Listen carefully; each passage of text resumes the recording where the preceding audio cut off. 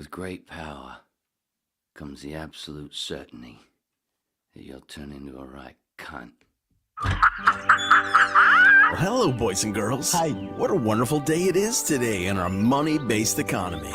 Well, sit back and relax and get ready for the guy who's about to ruin everything. I'm puzzled. Are you really seriously suggesting that Jesus Christ was a mushroom? Wait, Jesus was a mushroom Roberts. Yes.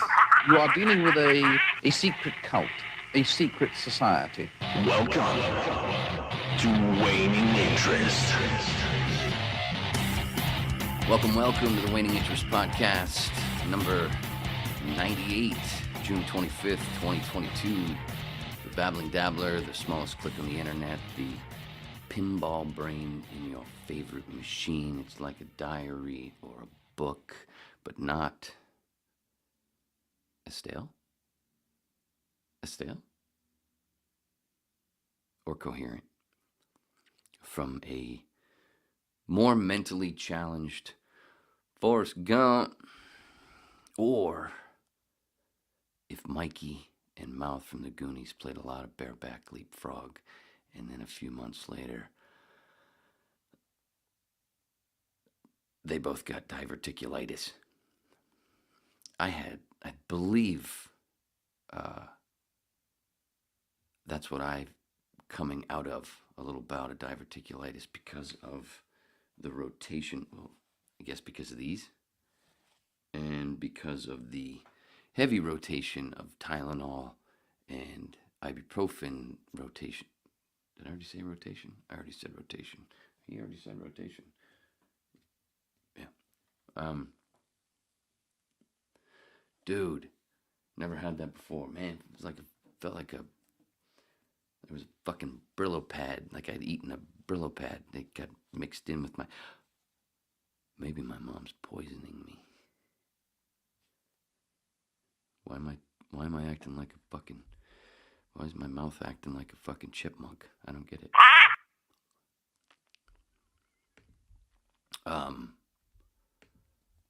But yeah, that shit sucks. All right, we got 3 people. So is everything coming in? Can everybody tell me, is the sound okay? Because I was having sound issues. I'll get back to the diverticulitis. I'll get back to the blood and the poo. Stop doing the ace thing, please. Okay. Is there anybody out there?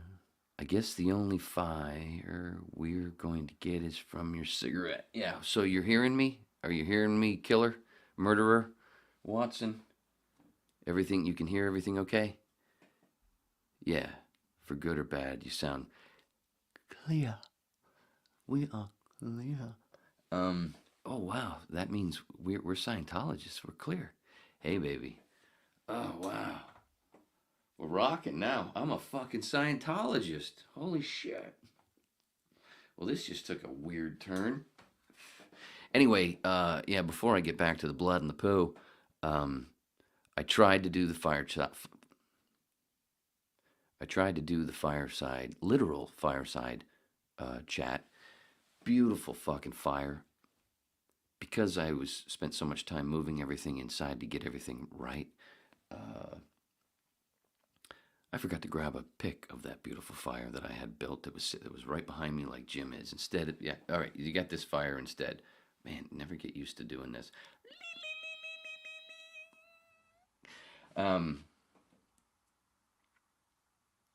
I set everything up. Everything seemed to be working. I tested everything, sound-wise, open stuff. I haven't deleted it yet, or nor did I go back and check that 3 minutes because I was too busy trying to, figure things out. I think I'm leaning forward too much, and I don't like my hair. Anyway, the shit wouldn't work.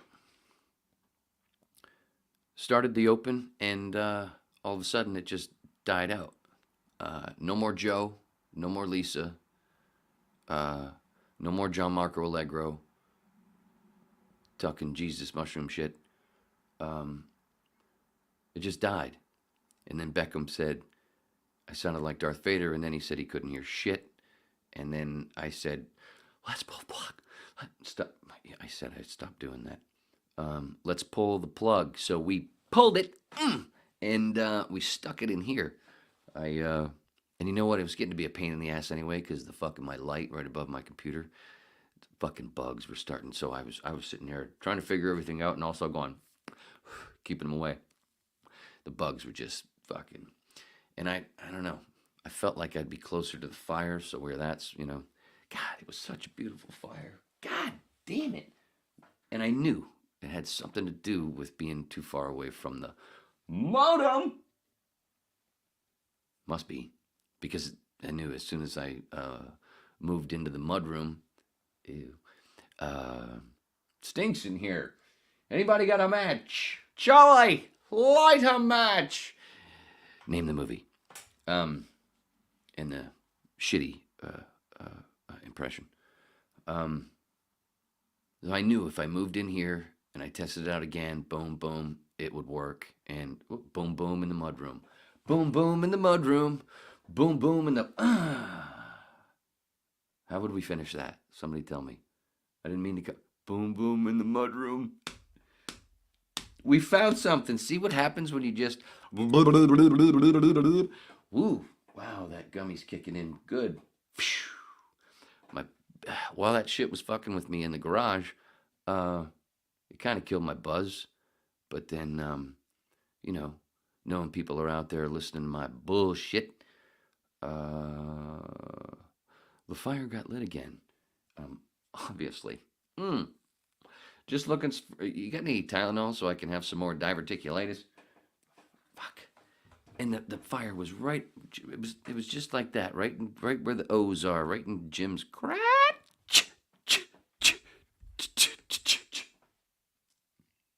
What happened?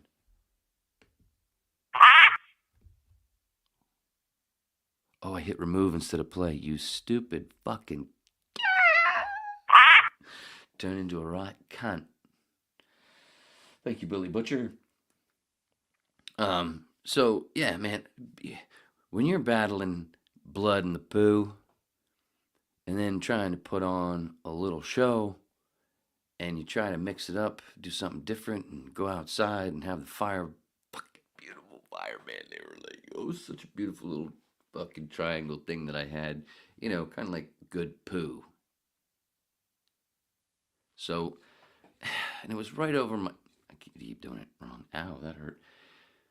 And it was beautiful. I started it like 12 minutes before showtime, and everything was set. I tested everything again, and then when I went live, everything just went kind of like my lungs will. I had to get the dark greens instead of the light greens. Fuckers are harsh, man. I might not be smoking as much like the med. I think I have Alzheimer's. Maybe. Who? When? Dude. I make an appointment to get my new cannabis card, medical card, because I thought that it expired on the 7th of this month, and I was already set with supplies, so I wasn't really worried about it until recently, today, and I make an appointment, and she has me send her a pic of my, previous card with a ID, and then when she calls me, like, so even though, yeah, we can go ahead and do this, even though you got a couple weeks left on your card, sure, why not get it started? No, what do you mean? What are you talking about? Well, your card's still good until the 7th of July. I thought it was expired. Did I say the date at the beginning? Did I get it right? Oh my God. Huh? You're making Mass sound like Georgia. Was that something else? You want some early 80s Tylenol? Oh, remember when those people got poisoned supposedly? Yeah, let's go back and dig around in that story and see how much bullshit is in there, just like everything else. Bullshit. Get off my foot. Anyway, diverticulitis. God damn, that's fun, isn't it? I'm sure I'm not the, I'm sure there's some whips out there that have had a bout or two. But yeah, I haven't been eating a whole lot of fiber. My mom's poisoning me with Brillo pads, and it was Tylenol and ibuprofen. And the smoking! Oh, yeah, and that's what she got on me. The med card lady got on me about my smoking, and she perked up when I told her, hey, I downloaded Alan Carr's Easy Stop book, which I've heard many people talk about. Helps. Maybe we should read it together one day. I did. I really did. I've downloaded the free one. It's right here on my desktop. And one day I'm going to read that motherfucker after I get my Shrek book. I'm really fucking tired of waiting, Holmes. Is it because I didn't get the signed one? I figured he's going to be on the podcast one day. Will he? I don't know. Doesn't even like my posts anymore. I think I might have. Maybe the shitting clip from Whip 94. Maybe that turned him. I don't know. Fuck. It was a fucking PSA, man. Bathroom etiquette. You don't hear many. You don't see many other podcasts diving into the toilet like that. You see them diving into the toilet different ways. It ain't as fucking funny as this motherfucker right here. Rhythm. Boom, boom in the mudroom. I can't believe I spit that out. Yeah. Even if I wasn't doing this, I might have spit it out just standing here talking to myself, smoking a cigarette with the door open. But right now with the light on, I can't have the door open because of those motherfucking bugs. Gotta love the Northeast. Oh, that was an ash. Oh, you're an ash. You're a hedge. Don't you hate Perry's wife? But they were getting brutal. And it was like, you know what? Yeah, fuck this trying to figure out the sound out here. The bugs are just starting to swarm. I'm not close enough to the fire to keep that smooth. And the cigarettes ain't working. And obviously, those bugs like menthol. Fuckers. The things we find out in the wild. Stop squeaking, bitches, homies. Seriously, dude. It was such a beautiful fucking fire. It was so beautiful. My logs were sitting up just right. Kind of like a brontosaurus turd. And right now, Jeff Goldblum's out there sticking his fucking hand in it. That crazy son of a bitch. Do you think he still wears the light blue, the baby blue little fucking flavor saver thing from Thor Ragnarok? I don't know. That dude's crazy. Did I tell you? I went to his, well, he was affiliated. He was a part of Playhouse West. I don't know if he still is. The acting school. There's 3 studios in LA. And I was at Studio 3 or 2? 2 or 3. 2 and 3. 2 and 3. I was never at Studio 1 except for the audit. But yeah, that's where I went for a couple of years. And Goldblum was part of that because he had gone there years before. Talk about somebody that apparently I strive to be him because when I would sit there and listen to him talk at the film festivals and stuff, I'd be like, damn, shut the fuck up. So I guess I'm doing my Jeff Goldblum impression. I should have dyed them. You do a little tea. Billy Butcher. I was going to grow the beard back, but these boys are back, people, I don't want that Billy Butcher thing, so I keep my own shit. Watch the long sideburns come back into style, hardcore, not just like from, rock bands from the 90s. Am I still running? Let's see, we got 3 people. Sound is still okay? While I stop and hot sauce. I haven't gone back to, I just want to, I'm going to go read, I'm going to take a fucking break is what I'm going to do. I swear, it was an edible, not a fucking Adderall. I don't do that shit. Oh, what am I saying? What am I seeing? Anybody? Somebody tell me. Greetings from the Netherlands. Yo, dude. Hey, Pete. So apparently the sound's okay. Everybody tell me sound's okay. So before I move on, so I don't end up just talking to myself and, trying to stay awake. Power. Doors poster says enough. Says enough. Thank you. But what about the sound? I'm asking about the sound, brothers and sisters. Sound is okay. Could you speak into the Dude, don't fuck with me, man. Seriously. Who's drunk? Not me. That's only my second drink. You sound good. Cover your face. Fuck, if I had something, I would. I don't have anything. Damn it. Nothing that I don't want to, stick a ad on, how can I? Oh!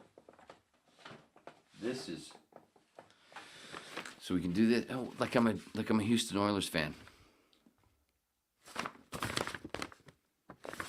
Right? There's no address on there. All right, that got stupid. Where were we? God, you guys got me all out of whack. Like I asked, it took so long for me. Drunk. Oh, cool.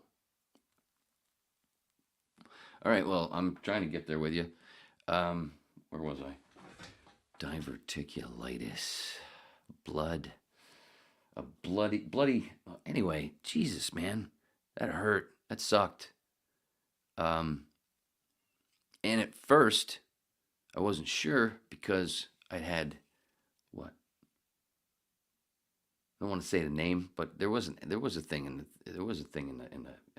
the news where they didn't have a recall, but Coors pulled some just on their own apparently because of some gelatin or something. Pulled a bunch of Coors Light off the shelves and Keystone. And I had seen that a couple days before, but for some reason I ended up grabbing a 12-pack or an 18-pack of Coors Light. And anyway, I had 4 of them next to fuck, what the hell? Was it that?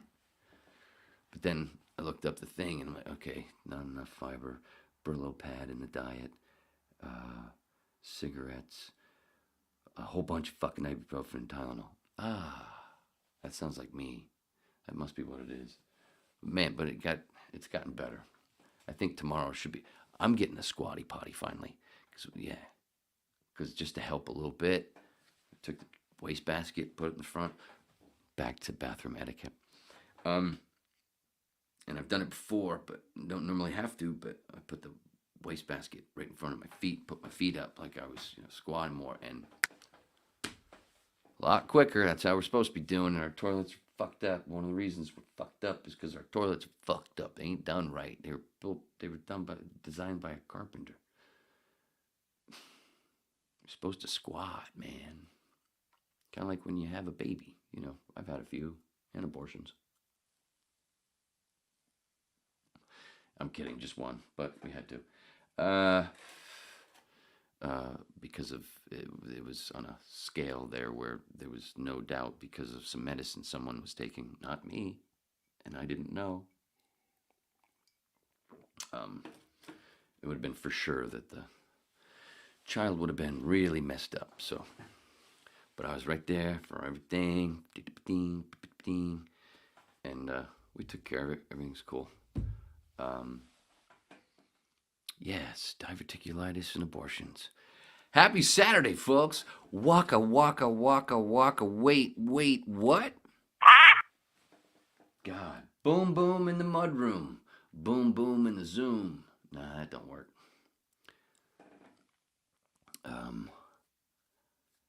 Yeah, the Doors poster and wood paneling. Looks like he's from 1968. Yeah, isn't it perfect? I thought that too, man. I swear, my dad was a real slut, so I wonder if we have the same sperm donor, James. Love your laid-back nature. 5 minutes in, experiencing it. Oh, dude, are you also microdosing? Hope so. Wayne qualifies for the Luby's early bird specials daily. I don't know what Luby's is, but that's funny. What do you do when a chick uses the bathroom in the middle of the night and you wake up to pee and it stinks, asking for a friend? Hopefully, well, if I'm going to have anybody in my bed, they're going to know what those matches are for on that fucking toilet before we even get to the bedroom. She's going to know. They're gonna fucking, they better know. That's what the matches are for. And like I said before, in Bathroom Etiquette 102 in Whip 94, there's a lighter there too, so in case the matches get wet or they don't work because of steam from the shower or whatever, you can just, when you're done, fucking light a little strip of toilet paper, let it burn for a bit, drop it in, flush again, zippity zap. It fucking works, man. Can you tell I don't like the smell? Boom, boom in the room. Fuck, I fucked it up. That could have been a good clip. Boom, boom in the mudroom. Boom, boom in the... What? Can't understand anything you're saying. Don't fuck with me. Not loud enough. Mumbling. Please don't say that. I have issues when it comes to sound. Because it sounds fine on this end, doesn't it? Yeah. If I can hear that. You let them stay over? What's wrong with you? You can throw them out afterwards, you know? God damn it. So true. I got nothing. Fuck. I'll come up with something in a minute.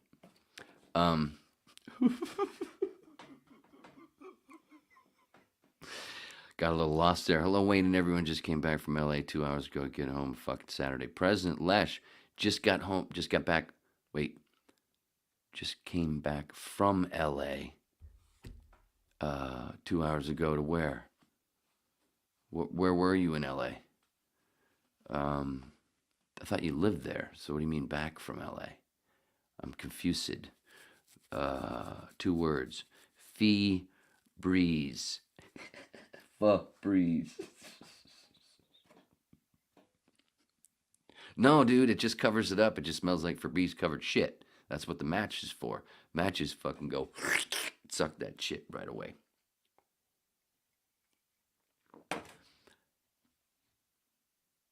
With all the fucking interviews, Manson, there's got to be somewhere besides him telling that one reporter that he's got to take a shit. There's got to be somewhere where he talks about prison bathroom etiquette so you don't stink up the place. I guarantee you, the matches thing, I heard it when I was in jail. Never went to prison, but I've had a little time in jail here and there. Damn, Sam, I didn't mean to get into that. I was going to go somewhere. Wait, Beckham's insect. Not me, bro. Lash, it's a compliment, dude. Wanting to hear you. Well, I'm right, the mic is right motherfucking here. So, am I really mumbling? In a world where laughter was king. No in a world, Jack. No? What do you mean, no in a world? It's about a comedian. Oh. Hal Douglas, comedian trailer. Look it up on YouTube. So fucking funny. Wayne, I was in downtown LA. I live in, you live in Ocean City? I'm kidding. Orange County by Disneyland, work in LA as well. Ah, damn. I lived in Studio City, mostly from most of my 17 years. A little bit on the other side of the hill, and a little bit in Santa Clarita. In an area that was there's a lot of spots that looked like Spawn Ranch.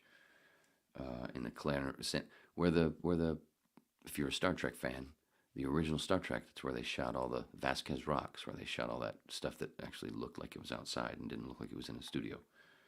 I'm William Shatner. You believe that guy's still alive? And you believe as he gets older, his hairline on the top of his head comes forward more? Isn't that weird? Spock. Anyway. Where was I? Dude, I haven't even gotten to my list. I have a list. You know whose names are on it? Can't tell you, because then they pull my shit. Ooh, we're right back to Boom Boom in the Mudroom. Downtown LA. How bad? That's, oof, Jesus Christ. I wonder what it's like now, because it was bad before. When it comes to the homeless and stuff. Icky, icky, icky, poo poo. Boom Boom in the Mudroom. I didn't mean it. Hey, sharpshooter. Nice hairdo. Hey, thanks, Pat. Oh, fuck. I should have been on my button. Oh, wait. What? Fuck, shit, piss. Whore. Paul knows what I meant. Some people know what I meant. Paul. What? The fucking hair confuses me. God, the rhythm tonight, huh? It's something about this Boom Boom in the Mudroom, because it wasn't fucking happening in the garage.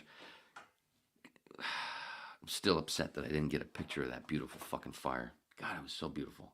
Fuck. It was so... It was working out so well. Hold on, I gotta call my therapist. She's already calling me.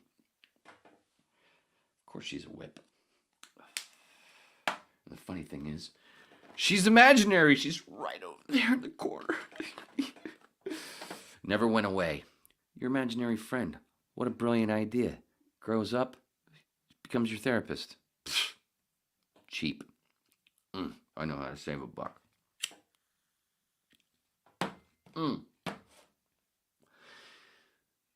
It might change, but if you're wondering, her name's Sally.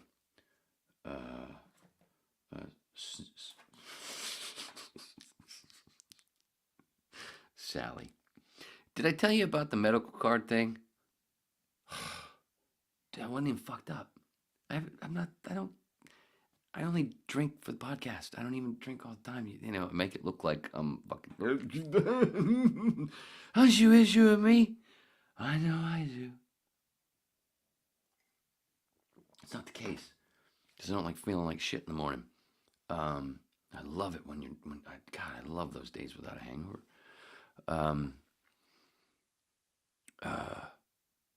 So I read the thing wrong. I was in the wrong month.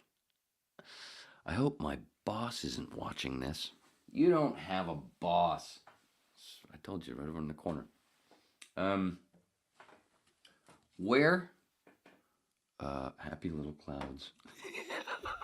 Shit, I got lost. All right, let's see, where are we? Perm. I did have a perm when I was in high school. Yeah, I did, because, I don't know, I wanted to know what it was like to have curly hair. And so a couple people said I looked like Kirk Cameron, and I went, we ain't doing that shit again, motherfucker. I'd grown out of Mike. What was his name? What was their names on the show? Kirk Cameron show? Who's the boss? With Alan Thicke. What was their last name? His name was Mike, right? Of course, I grew up then, and, he was cool at one point, and then like, Jason Bateman's still cool over on the Hogan Family. He's the cool one, and fucking still is. Ugh.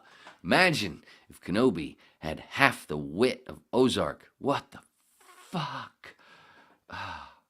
Coming up on a later whip with Beckham and Brett Brock. Or I get to say, told you so, told you so, told you so. Holy shit, that sucked. And then Beckham turns around and tells me he doesn't watch The Boys. Dude, you're like my mom. You don't like quality? You like trash? Do you watch fucking soap operas still? Jesus. Well, because Guiding Light, holy fuck. Wait, that's not the one. Damn, I made a bad joke. Shit. I meant Days of Our Lives. Shit, have you... Where were we? Fucking trash. Do you watch fucking Price is Right? I bet you watch Price is Right. You silly son of a bitch. It's a Dallas thing, I think. When you're a Cowboys fan, you do stupid things. like fucking root for a team that Jerry Jones owns. That fucking cunt. Ugh. Jesus Christ. All of them suck. They all fucking suck. Anyway, hi. New comments. Let's go read a few and then Febreze covered shit is still better than just the smell. No, it makes it smell. No, dude, it makes it worse. It makes it worse. It makes it worse. I can't do it. And then it makes it dangerous because then I can't light that match. Because then if I do, my perm, it'll do this. So, I'm the biggest El Coyote fan. Did I ever eat it? El Coyote? Yes, with Luke once. I ate El Coyote after we shot an episode of The Last Hand. Yeah, I ate El Coyote once. Maybe twice. May have been drinking. Hey, sharpshooter, nice hair. Oh, you already did that. Fucking Paul. I know I'm back to the hairdo thing, but it's because the way Paul spelled do. You come across as so smart on your podcast, and dude, your grammar is. I don't mean to have a pet peeve, but I don't give a fuck. I'm really just kidding. I am seriously. It's more about Beckham's. Works for the government. Anyway, hi Beckham. So, wait, shit. Okay, the sound's working. Beckham, I'll grab you some El Coyote matches for the god-awful piss smell. See? Lesh knows what's happening. Maybe it's in... No, I learned it before L.A., but... I was going to say maybe it's an L.A. thing, but... Paul cast, his mom helped him with the part on the side. No, dude, no, that was... No, she tried to do something else in the back. Wanted to give me a tail. She thinks I'm a Jedi.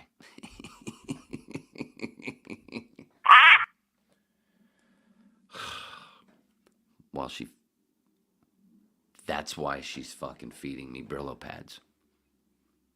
She thinks I'm a Jedi and thinks I can fucking... with no problem. Man, she really thinks I'm strong. I told you she was stupid. Anyway, hairdo.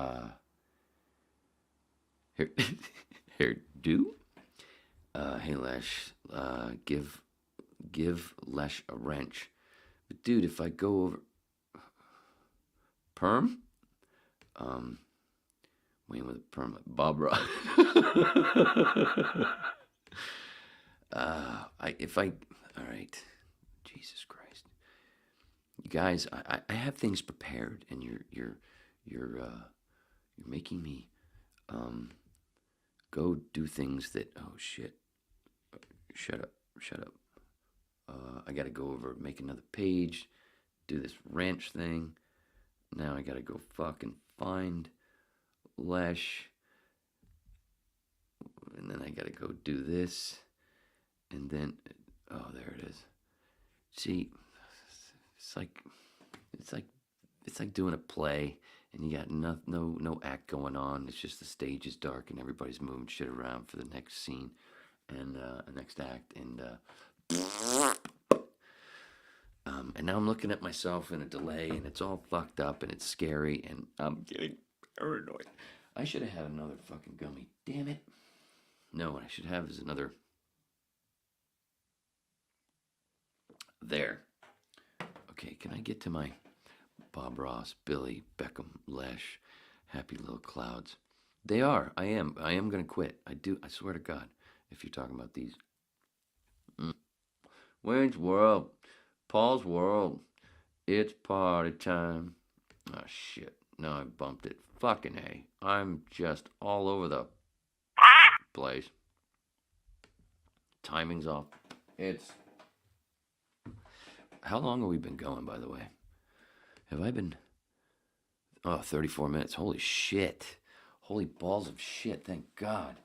Hour sounds good, right? No, we're going to keep going because, well, I did take an Adderall. That's a joke. I'll take a piss test to prove it. Let's see, I told you about my card, my fucking up my card. Well, no, I didn't fuck it up. I just got my new one early. Didn't think I could. Jesus. Like I said, I hope Sally's not listening. Oh, this is what I wanted to show you. Well, I guess you could see, oh,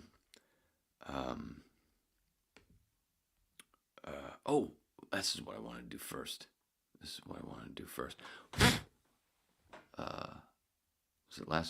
Was it Whip 97? I think, yeah, where I talked about talked a bunch about bowling. I talked about my dad having that triplicate, doing that thing, and he was on the cover of a magazine. Isn't that cool? I thought it was pretty cool. Thought it was cool back in 1987, and it's still fucking cool. 279 triplicate. At the time, what was it? It was he was the third person to do it, a sanctioned one. And one of them was in Japan, I believe, one of those three. But it was a lot more difficult back in the day to shoot that stuff because the equipment wasn't as good as it is today. And the equipment is, the scores are fucking crazy. Can't keep up, man. Especially when I haven't bowled in over a decade. There's been a couple of times through the years where I've just gone with people and just for fun used a house ball, or a couple times maybe I brought my shit, but I got rid of my balls. I got rid of my balls when I left LA. I had 4. And then I looked at this one lady and I said, "How big is your purse? I don't mind putting them in there because I'm leaving." Yeah, so I got rid of my balls and my shoes and my bag. I got rid of my fucking M&M bag. And it was yellow. And it was total peanuts. So I haven't bowled in a while, and I can't because of my elbows. Right now, I'm not going to be able to bowl for a long time. But the PBA is going to be here in Maine at Bayside Bowl for the league stuff there in a couple weeks. So I think I'm gonna pop in there. I might see some people that I know from back in the day. Do I know any of those? I don't really know any of those guys, but people that are around the whole thing. I said whole. Boom, boom in the mud room. Anyway, yeah, where was I? Something about my father. Oh, there he is. So imagine that motherfucker. When you're a little kid, still today, imagine that guy talking like Richard Pryor. Because fucking moth, fucking bug, motherfucker, no, I'm gonna kill you. Pow! He did. Got him. And wow, felt it. But I got him. So we're not gonna see him anymore. And if he limps in, I'm gonna show you. I'm gonna show it all to you. But imagine that guy, fucking his humor should have been bone black. And at the end of every whip, that little thing that you hear me say, I'm doing an impression of my dad. That whole messing with my people. That he used to do that all the time. Fucking hilarious. Still does it once in a while. So there, yeah, I talked about that, and it would have been smart to be prepared with it, a picture that I talked about. So we're back to the abortion thing. I'm late. So there you go. Oops, shit, fuck Holmes. Am I still good? I hope so. Your lost balls.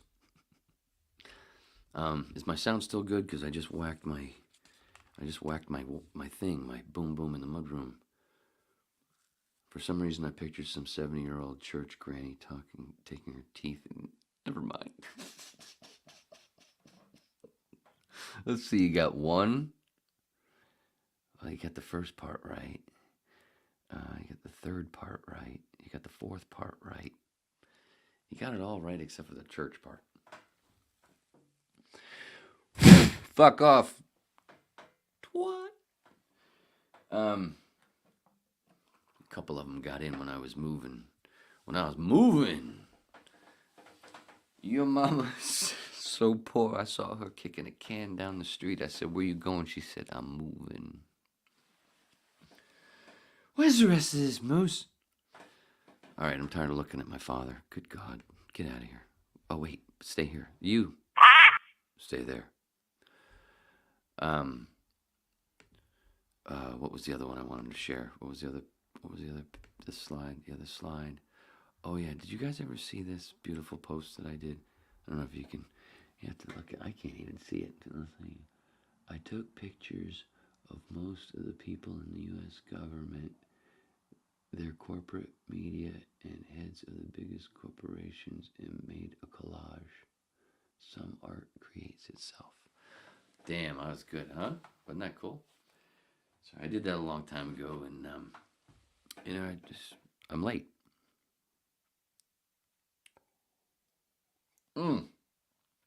Boy, that's tasty. We should put more in the cup, shouldn't we? Boom, boom in the mudroom. Boom, boom in the what? I don't know. Isn't this the most beautiful fucking psychological breakdown? Did I say that right? Psychiatric, psychological. Yeah, I said it right. Of course I said it right. I've heard it so many times. Oh, look, a present.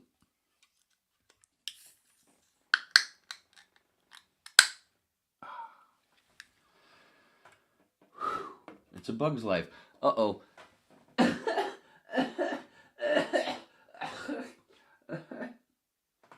Just kidding. I'm just busting your, wait a minute. All right, where were we? Where was I? Oh, yeah, that's right, a pile of shit. But the most beautiful thing about that is, you fuck right off. Mushrooms will come from that. The cycle of life. Rose from the dead. Get out, bitch ass honky. Get off my butt. So, where was I? Devoted Catholic gear. L.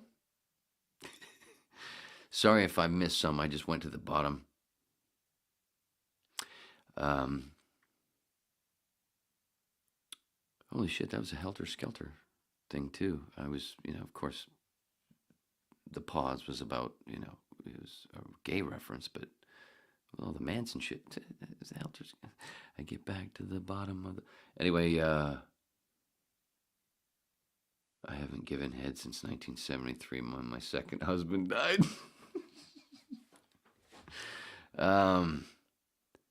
Beckham, by far, Empire Strikes Back is the best. Absolutely. There's no fucking question. And it should have just gotten better from there, but it went real fucking quick, and it just keeps going into a giant pile of ooh. Yeah, that's what I missed. That's what I left out of that meme. I left out Star Wars. Well, poopity shit fuck Holmes slut. What's my next slide? Oh, well, you saw this one, right? You saw this one. Where is it? What fuck, motherfucker? Remove. There you go. That one. You saw that, yeah, because that's the cover of the thing, which I had to get because I had gotten the Danielle Drive thing for Danny, and I had the two versions. If you saw Whip 97, I think I showed him, right? Did I show him? fucking remember. I think I showed him. Right? Right? It's the Brillo pad. Causes Alzheimer's. Man, but it tastes good in that spaghetti sauce. Weird shit. Wow. Anyway. So I had to get that. And then there was this other one. And I grew up around here, but I drove by some... Dude, I don't know how many times I drove by this place. And I never noticed. This one I knew. But I never noticed this one until just the other day. And... you fucking can't.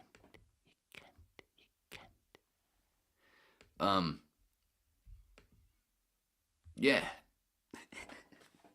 I saw this one. I saw Robert's one, but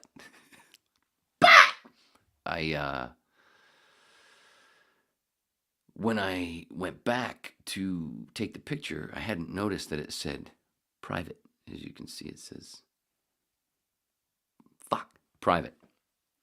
So when I noticed that as I pulled up and there was a whole bunch of people, I was going to just pull away. First, I was in the car trying to get the picture, and I just couldn't angle it right. And it would have been funny if I could, especially if my nose is like, you see the... But I couldn't do it. And like I said, there was a bunch of people there, and it's a private drive. So I just quickly went, fuck it, and tried to take the funniest pic, and I didn't grab all the Roberts. You dumb turned into a right cunt. Thank you, Billy Butcher. Fuck. But, at least I got that one. But I knew that one was there. That's right there in my town, and it's been there forever. And I've been meaning to do that for the longest time.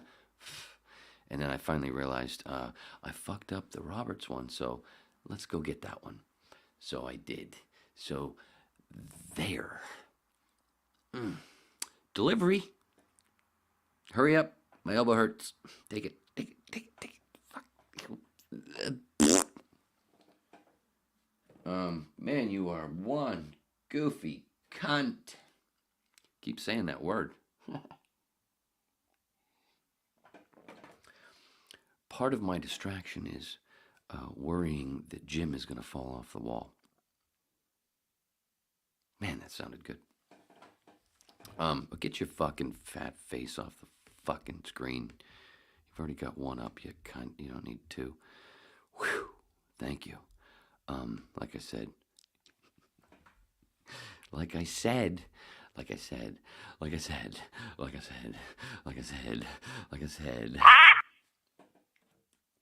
Boom, boom in the mud room. Boom, boom in the... Put your own in.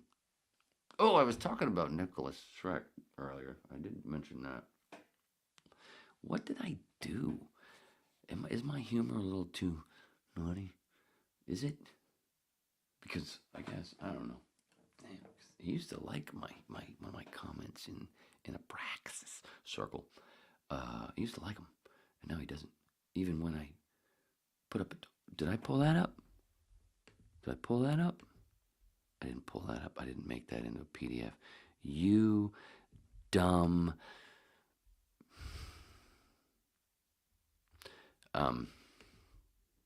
dumb shit. You got that right. I hope so. Oh, please. Oh, wait. I hate being alone. I love my square. See, I never did this kind of TV shit. I never did this. Fuck me. So, it's all back. Stage right. Do you know how long it took me to get that down? One of those, you have all those, how everybody has a chunk of simple fucking things that they just can't go, what the fuck? A name you can never remember, and you always have to go, what was it again? What the fuck? And then you tell yourself, okay, you've already forgotten it a couple times, no more. Da-da-da, da-da-da, and you repeat it a bunch of times. Don't forget that anymore. And you do it for, that kind of shit. What was I talking about?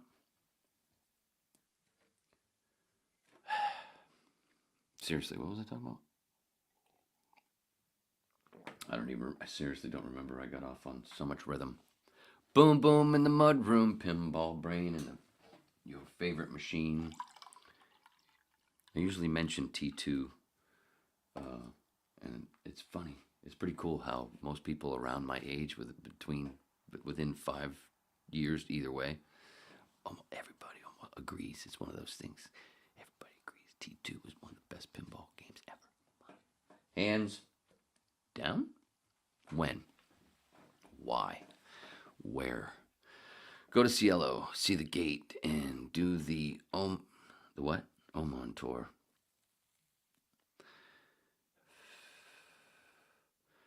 What's going on here? What did I miss? I'm sorry.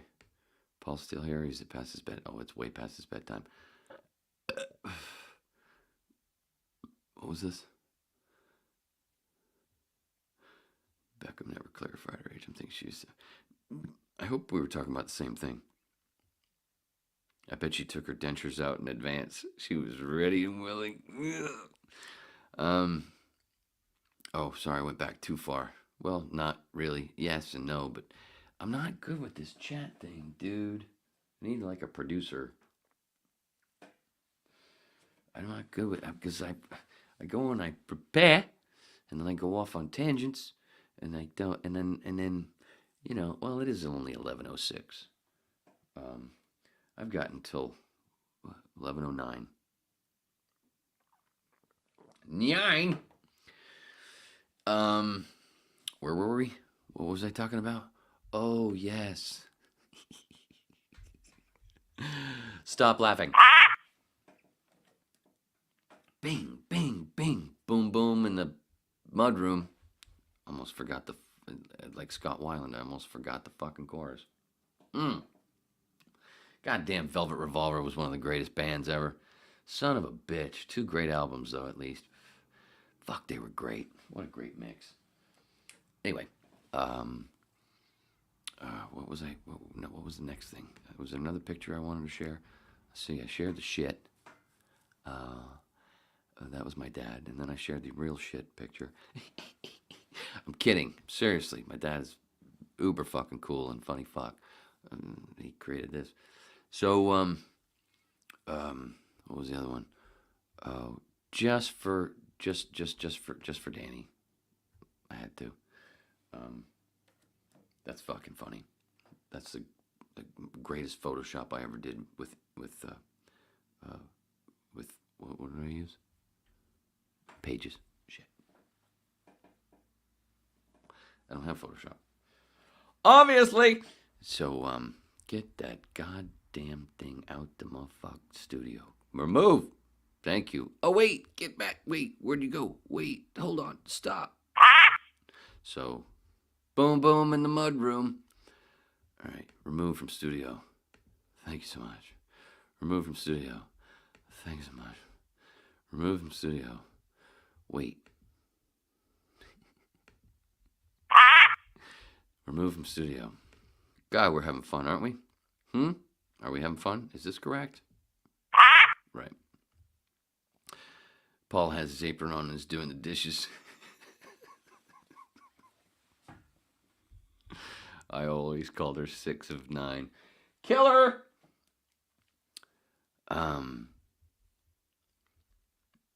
Oh, I mentioned The Boys. Some of you might not know that now that I didn't really care for Supernatural, but I've always liked Jensen Ackles, and I worked with him on Dawson's Creek. If you watch, which fucking season is it? 6? It's the final season, episode 4. Instant Karma. Yeah. And Michelle Williams threatens to remove my genitalia. And then Jensen, Soldier Boy, can't remember their name on Supernatural. Shit, the fucking show was on for 15 years. And anyway, yeah, he gives me a little shove into the wall on the steps. And he was super cool about that with all the takes when we did it. And me and Andrew which was cool. I've told the story before, but the guy that was cast, the other guy that's trying to get into Busy Phillips' pants, if you watch the episode. And then Jensen and him have a little tussle upstairs in wardrobe and makeup. It was in makeup, where I found out that Andrew and I were in the trailer together, and I was done. Well, I was waiting to find out if I had to shave my flavor saver, because they were like, we've never had facial hair on the show, but Jonathan, was it Jackson? Jonathan Jackson, is that it? Whatever his name, Pacey was wearing a goatee. That season they came back, and told me it was cool. But in the wait of that, Andrew is in the chair, and he's talking to the makeup lady, or I think she might have been doing his hair. I don't know, whatever. And he mentions, I knew I saw his number on the sheet when I signed in. I saw an Orlando area code, and I went, oh, from Florida, cool. I knew because I had come from Miami. No, actually Fort Lauderdale. Or actually the other Hollywood, for the most part. The one right in between, right in the middle. Boom, boom, in the mud room. So, where the fuck was I? Shit. Where was I? God damn it. Oh. So, but he's like, she asks him where he's from, and he says, I've been in Orlando for the last bunch of years, but I'm originally from Maine. And I went, what? And he looked at me and knew when I said, what? That I was, he guessed, sort of. He said, I think he said he guessed, yeah. And anyway, because he said to me, where from? And I went, I said, Grey New Gloucester. And he went, Scarborough. And I went, get the fuck out of here. So, two maniacs, one based outside Nashville and one based in Orlando, get cast together on a show that gets shot in North Carolina. What a trip. Anyway, whatever. So, in between setups, Jensen was very to himself. He was cool. He was very cool. And, of course, this is before Supernatural and all the other stuff that he did, but it was after Days of Our Lives, which he'd won some daytime Emmys and stuff, which I knew just because, I'm like Beckham. I watched the fucking show. So, Brady, I think that's who he played. I didn't actually watch it back then. I did when I was a kid because I didn't have cable and there was nothing else. So, I saw the first episode of Santa Barbara with Robin Wright. Robin Wright as the first Kelly Capwell, and I went, what the fuck? Who is that? I remember 80-something. Was it in this house? Or was it in the house after we rented this one out? Way back in the 80s? So I knew soap operas. I was a TV geek. So between setups at the house that we shot at, Dawson's Creek, that episode, Andrew and I he was on once, and Jensen's in off in a room where there's nothing really going on, and still got his sides because he had a lot more than we had. We had our little thing too, because they give you a little small little one. You don't have a big book, but and Jensen's right here, I'm here, and Andrew's on the other side, and we're just picking his brain. He was talking about he was about to actually, or had just moved to LA. I don't know if he had, or what happened. No, something. I don't remember, but I do remember him being very cool to me and Andrew, and we were nobodies, and just trying to, get information. Yes, just picking his brain, but we weren't annoying. I don't think. He was super cool, and I tried to be funny, of course, like doing the. My sister had this friend who had a baby. When the baby was born without any arms, legs, or a body. It was just a head. It was really quiet. I did that a couple times. But for the most part, I was on my best behavior, I believe, and also didn't want to overact. So I believe I underacted. If you see it, I could have done a lot more.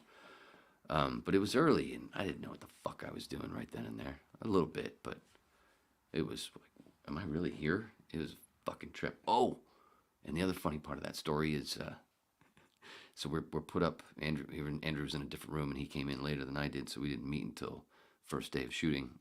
First when we got in the van from the hotel to go to the studios. But I was so fucking nervous. And we're in this nice, I think it was a Hilton, right on the water, super cool. And wasn't much of a weed smoker at the time. Hardly ever, never, only did it with, at parties if it was offered to me. Never really, I was more of a drinker. So I ordered room service, a bottle of wine and some bread. And a buddy of mine, who's been gone for 12 years, I knew he worked the overnights at a radio station, and he was mostly running tape, so, keep him company, keep me company. Nervous as shit. I can't fucking sleep. I'm about to go and be on the set of a major TV show. What the fuck? Is this real? And I got a bottle of Merlot. Don't remember what the fuck it was. And sat there and drank that fucking bottle of wine on the phone with Mike for a couple hours. And it was all right. The worst part was I woke up in the morning early. I set my shit up. I did not want to be late. I didn't want, besides, and I, like I said, I ate that bread to soak up a lot of that, but, got a nice buzz. But anyway, I go in the bathroom to get in the shower. I go to brush my teeth. I go like this, and my fucking teeth are purple. No way. No fucking way. Oh, shit. I almost had my gums fucking bleeding. I was just fucking scrubbing the shit out of them. Scared. Maybe, no, I'm kidding. That was 20 years ago. I was brushing my teeth. Fuck, dude. Talk about scared. And then, because I drank a bottle of red wine, it literally scared the shit out of me. There was no diverticulitis that day. It just went, whew. Thank you, wine. Thanks for being a magnesium substitute. Scrubbed and scrubbed and scrubbed my fucking teeth, scared shitless. Is my sound okay, by the way? I haven't dropped out, have I? Nobody's saying sound's fucked up. Okay, because I was on another page. I wasn't paying attention to the chat. Holy shit, I'm over an hour? Oh, man. Okay. Oh, sorry. I didn't like my hair. So, yeah. Had to get a new toothbrush. Rub that fucking thing raw. And got it, got my teeth enough to where. Stupid fuck. Hey, I tell you that my cannabis card thing. Stupid fuck. It's the Brillo pad, man. She got me started early. She's been putting that shit in my food, and then she told my ex-wife to put it in my food. I knew it. It's a conspiracy. Did I say Jensen was cool? Jensen was cool. So it is pretty neat to. Oh, that's what I did. I tweeted. Speaking of tweets. Oh, that's what I was saying about the Nick thing. I tweeted that old tweet that I tweeted to Rogan after Tom O'Neill was on, and saying, yeah, you should have fucking Nicholas Shrek on, because I already knew that Shrek stuff, and not all of it, but I was into it pretty good. And hear back, but he should fucking be way better for dude. And the best part about Nicholas being on Rogan, I love Rogan, but he's He really is. At least he says he's dumb, and he is on a lot of things. Obama was our best president. Come on, dude. Fuck, shut the fuck up. But he's right about a lot of stuff, and he's responsible for the psychedelic movement that's happened in the last fucking 15 years. He is. He's part responsible. He helped. So everybody's got good, everybody's got bad. But one of the good things about if Shrek was on Rogan would be you really wouldn't hear Rogan talk. It'd be like when Paul Stamets was on, where Joe barely said a fucking word. You don't, and the best thing, like I've said it, I think I've said it before. You don't even have to ask Shrek any questions because everything he says leads to whatever. You just go, hi. And Nick can just go on. You don't even have to fucking do anything. It's the easiest interview ever. And all the information, and it's easy to follow along and easy to understand, especially if you, I guess with some people, if they haven't been into it and they're still stuck on the boo-ly piss on his grave. I'd love to. OC. Narrative. Then, yeah, it would be sometimes, I guess, but no, I've watched so many Shrek interviews, and I've been sitting there many times going, wow, he makes it easy. He makes it easy for anybody to really get, even if they haven't been into it. Into this, in this deep in the boom boom in the mud room. Did you see that coming? I didn't.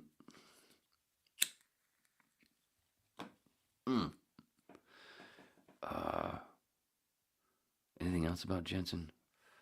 That's what I was saying. It's pretty cool to, it's pretty neat to realize, yeah, I was nobody, I was nothing, still am, don't want to be anybody, because, great power is turned into a right cunt.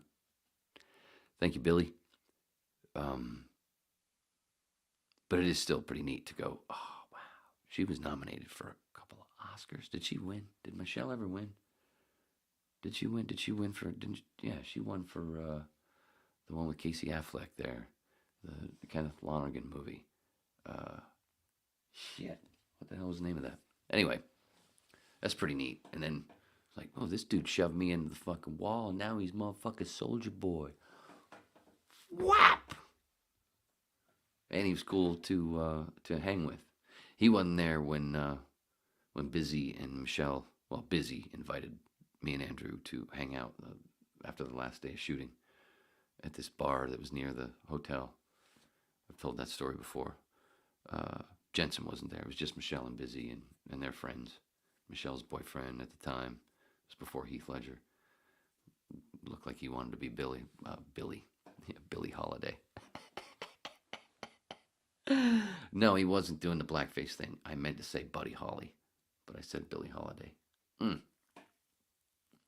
Two great musicians who look nothing alike. So, was that it? Yeah, that was it about that, right? Anything else about Jensen? No, he's cool. Michelle was cool. Busy was cool. Everybody's cool. It's all cool. You know what I'm saying?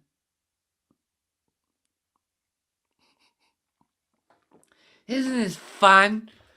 Isn't fun the best thing to have? So, here's Better Call Saul fan. You should be. Yes, it's not Breaking Bad. It's not, but it's still so fucking smart. I saw one of the things that people think. So, not a rumor. I don't know. A postulation. I don't know. What's the fucking word? I don't know. Saying that if you watch the show, you'll know what I'm talking about, I think. With the gene timeline thing, where it's past Breaking Bad, where he's doing the Cinnabon thing, and there's that taxi driver, and then the taxi driver was like, I know who you are, whatever. Some people saying that they think that Jeff, it's Jeff, the taxi driver. There's some people think that at the end, it's gonna turn out that Kim is still alive. A lot of people think she's gonna die. She won't die.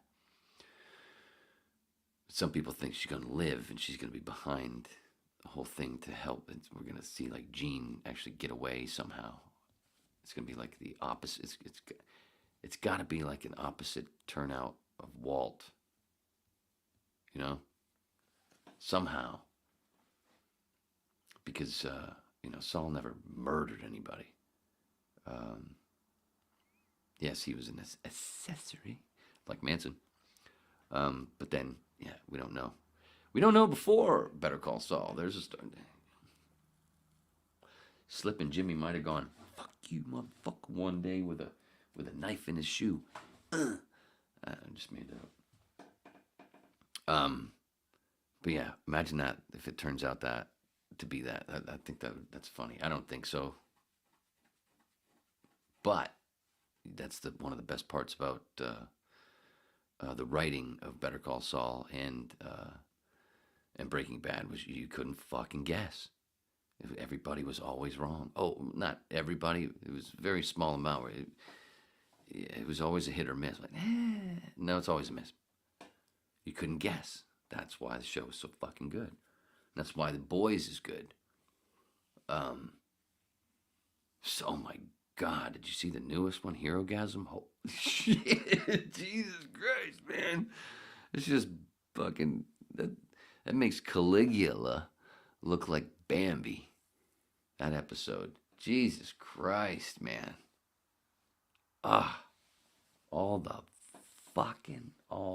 blood. And the fucking there might have been some blood from fucking, but, Jesus, wow, man, what a fucking episode. I had to pause it a couple times and go, what, and then to end it, to actually, because and the way the build up, I was like, no way that the showdown between Soldier Boy and Homelander is going to take place in this episode. It's going to be the next. This is all the setup because it's almost over, right? I look at the thing after pausing it the third time. And then no, boom, fuck, whoa. And the complete opposite of Kenobi. You couldn't guess what was about to happen. And the edits were just right to where things made sense. There was, what is that show packed with, The Boys? It's packed with wit. And luckily, like, I've never seen the comics, so it's all a surprise to me. So I don't know, this is unfortunately, not unfortunately, but I would kind of unfortunately, people that are, I told you I was afraid of that. Hey, you know what? It'll be just like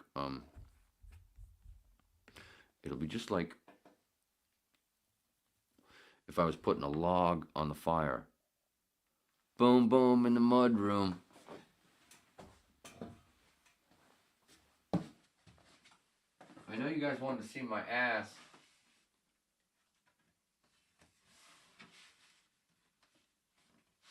How's that? Is that good? What happened, bitches? Come on, man. Give me some power. Give me some staying power. Come on, Jim. What the fuck, yo? Isn't this beautiful? Do you like my ass? I know Herbie likes it. My ass.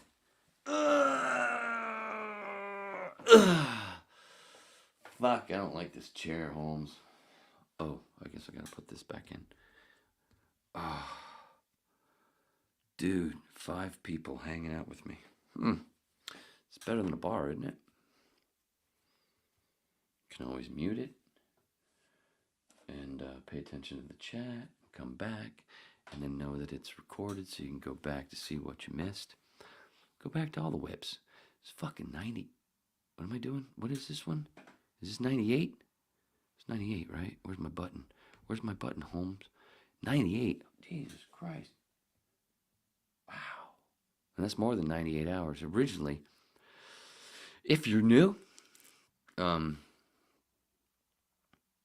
first 79, tight. Boom Boom in the Mudroom. Hours. There was a few 30 minutes, 2 or 3. A few Patreons that were 1 or 2 patrons that were only 30. But anyway, but then when I started doing video on Whip 80 with Danny and Paul and Beckham, was Beckham there? Yeah, Beckham was there. Beckham, one of the best jokes. How do you help him get to sleep? You tell him a joke or something? God, I love that moment. Then I went and started going over the hours. So, obviously. And, but that means 90. So I'm over 100 hours. I was already over 100 hours. Damn, dude, when are you going to learn to count? I don't know. Back to Better Call Saul, Breaking Bad, whatever. Who gives a shit? Stupid fucking TV. It's just a distraction from the retardation of this fucking capitalist world. Shit just got deep. Speaking of the deep, the boys. God damn, is Chase Crawford fucking funny as the deep. What a riot. Holy shit, that's funny. The only part that I don't like about the boys, Patton Oswalt. Give us a fucking break. Speaking of the deep, he's the voice of the Deep's Gills. If you don't know,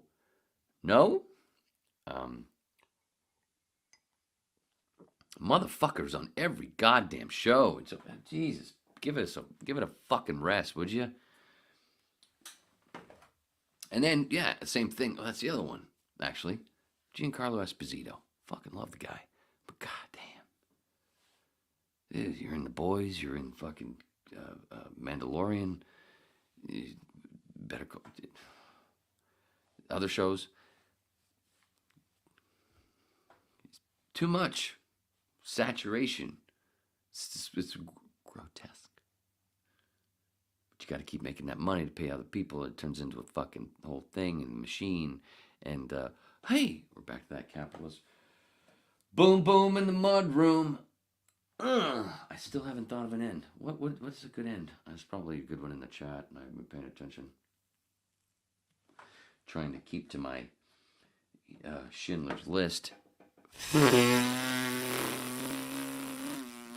Still worried about that goddamn poster falling again. But at least I think I evened it. Evened it? Where's the rest of this, Moose? Where's the rest of this, Jim? Hey, I did it right. I got it right. Where's the little applause? Hey, go fuck yourself, Bugless. Bugless, get it? Damn it. Shh. Guess you need this. Need some more elixir. Patton Oswalt. Yeah, man. Enough. Jesus Christ. Go away. You corporate fucking tool. What's the opposite of Christopher Reeve? Christopher Walken.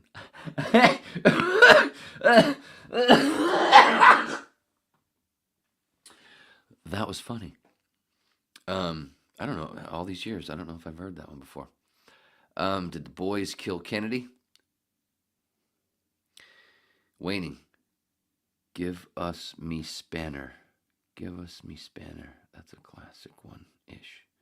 Give us me Spanner. Sorry. Fuck. Give us me Spanner. Give us me Spanner. Boom, boom in the mud room. Boom, boom in the... Oh, you know what? Boom, boom in the mud room. Boom, boom in the... And boom, boom in the mud room. Boom, boom in the... Fuck! Boom, boom in the mudroom. Boom, boom in the... Still in the... Boom, boom in the mudroom. Boom, boom in the... That's the one. Whew. At least it was under 10 takes. Can I leave now? Oh. Where's my... check? I race cars. I fondle women. Bah! I play tennis. Oh, and I play tennis. Shit, I whatever. God damn it. And then, why did I do that? It was something about Rittenhouse, which fucking. I was really into the Rittenhouse case, super into it before I was into it before the trial, and just fucking insane. Number one,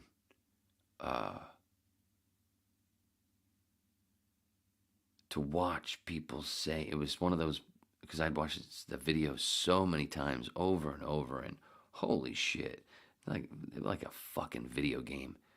Because it first came into it where when it first happened, and it was so, and Kyle took out those, and what happened with the last three there when he was on his back.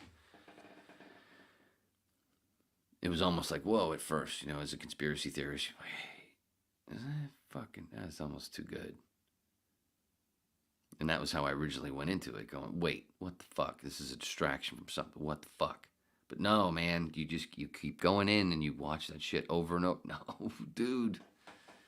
Dude, if that was, as some people still think, a staged or like, what the hell have they, like some crisis actor type stuff where some people did, no, man, I've seen so much, so over and over and over, and then you go from that, that was too good, the way he did that, and then you watch it for real. Oh my God. Fucking, oh my God. And then the whole thing with how it started with an active shooter and the way that it was put out in the media and all the state lines bullshit. Oh my God. And the way they fucking did that, where they just, like they always do. But watching that one, I'm like, look at what they're doing. What the fuck?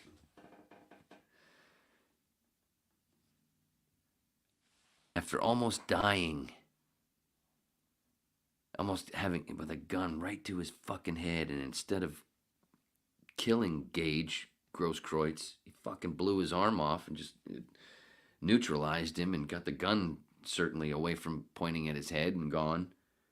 Could have killed him, but neutralized, blew his fucking arm off, apart. And Gage was gonna fucking shoot him in the head for what? Being chased by... We all know what Rosenbaum was now. And that was what I was getting at. To go from... When I first started acting, this will make sense.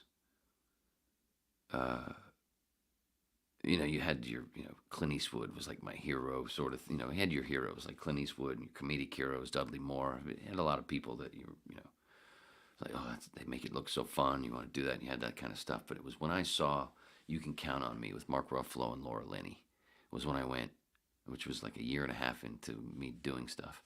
I'm like, that's it. That Ruffalo as Terry is just, it's fucking amazing. It's brilliant. And back to Kenneth Lonergan, because that's who made that movie, who went on to make the other one with Casey Affleck and Michelle Williams, where they won awards, whatever. Manchester by the Sea. I told you it'd come in. Oh shit, where was I? Oh, but watching that, and I got it on Netflix. My ex-wife, before we were married, I can't remember if it was a birthday present or a Christmas present, but she got me a subscription to Netflix, the early Netflix, within the first few years, couple of years. This was like, I think it was 2000, and that's where I saw the movie. I got it off Netflix and watched that, and I watched it over and over, going, "That's what I want to do. That's the kind of shit I want to do." Him as Terry is so fucking great. And one of the cool things is I've seen so many, through the years, so many interviews with Laura Linney. I've read or seen interviews with her for other projects, and when people bring up You Can Count on Me, she always talks about how Ruffalo should have been nominated for an Oscar, and I have no fucking question. And then other stuff that he did, and then the brain tumor, and then knowing that he worked at Bar Marmont, and then going in there for the first time, where I knew that because he told stories about it. He got tired of watching so much cocaine and all the partying and stuff for so many years. The first time I went in there, Somebody going into the toilet. I got offered some good shit. Just a little key bump. Years ago. Sure. I'm in fucking L.A. Bar Mama. Wow. At a birthday party. Ruffalo used to be right behind that bar. Oh, this is so cool. Wow. It's full sort of this trippy shit. And then, all his other projects and brain tumor. He's luckily survived that stuff. And certain things politically he's right about. And this guy, he's the real deal. He's the real deal. And then, was it 04 or 05? 04 or 05. It was before I got my gig at Premiere Radio Networks. I was working at Bed Bath & Beyond. It's not an ad.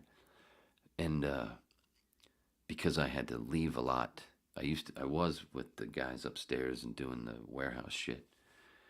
But because I had to leave a lot for auditions, voiceover and on-camera stuff, they ended up taking me off of that and put me on cash registers. Cool, I get to meet people. And met a bunch of people. Frank Darabont, I only knew it was him because he gave me his credit card to swipe, and I looked at the name, of course, and went, holy shit. A lot of people. Ernest Borgnine, met him in the store once. How you doing, Mr. Borgnine? Trying to do everybody I can. That was funny. Hilarious. One day at the register, it's not very busy. I didn't know he was in the store. And, when you're not working the registers, nothing's happening, you go out, sort of hang out at the front of the line to, if anybody comes along, you can come right over here, I'll take care of you. And I did that, and there was a guy with a cart full of shit, but his back was to me, and his cart was facing the other way towards this girl he was talking to, and she was, blah, blah, blah. It was not a thing, it was just like they knew each other.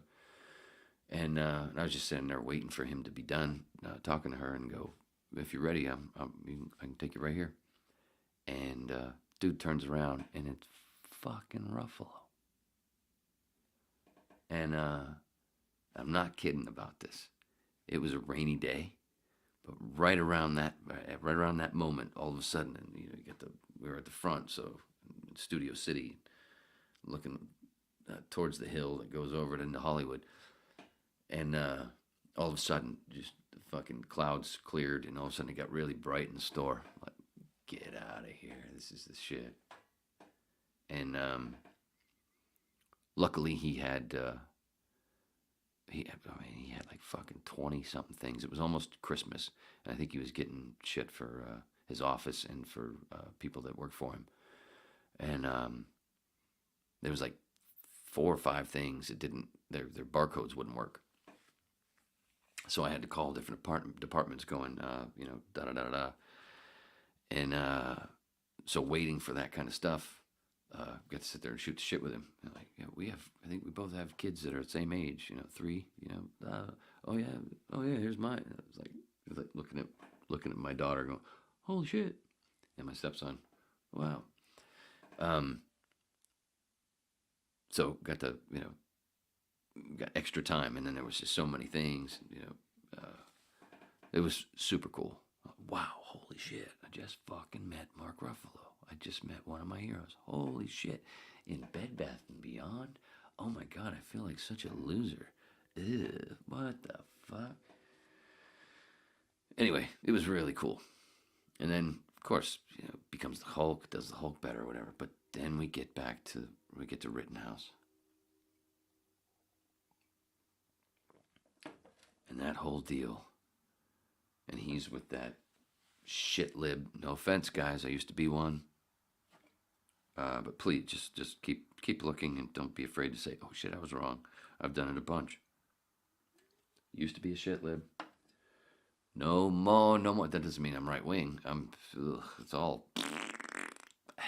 But there are some things on the conservative side that I agree with. I'm conservative. I'm a fucking minimalist. I'm shit. I love it.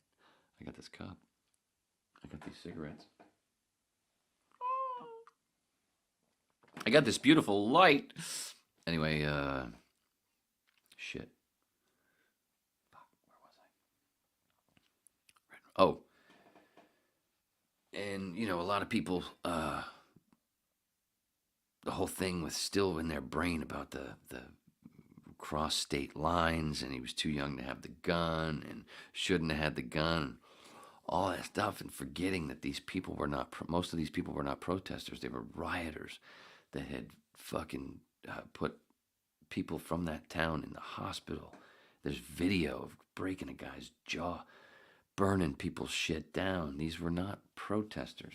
There's a difference between protesters and rioters.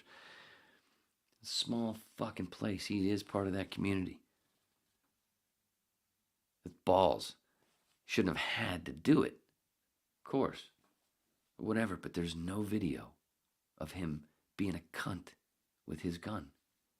He doesn't do anything different than all the other guys with guns. Except for the one dude who got a little nasty with one of the dumpster fires and started yelling.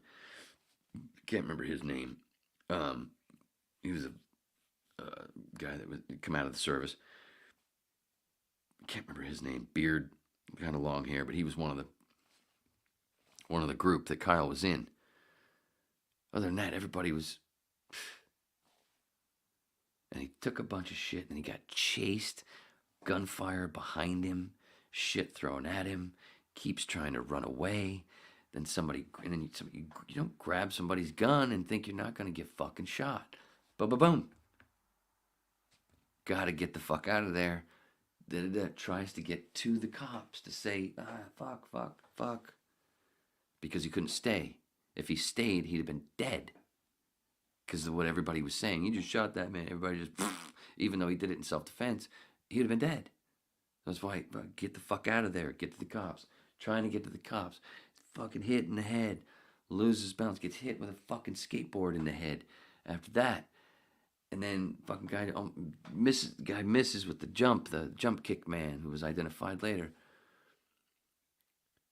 Somebody else tries to grab his gun. Anthony. I think Anthony something. That's what you don't grab somebody's gun. What the fuck you think's gonna happen? They're gonna defend themselves. I don't want to get him shot, but you're not think all this through. And then you got another guy stepping up in front of you about to do this.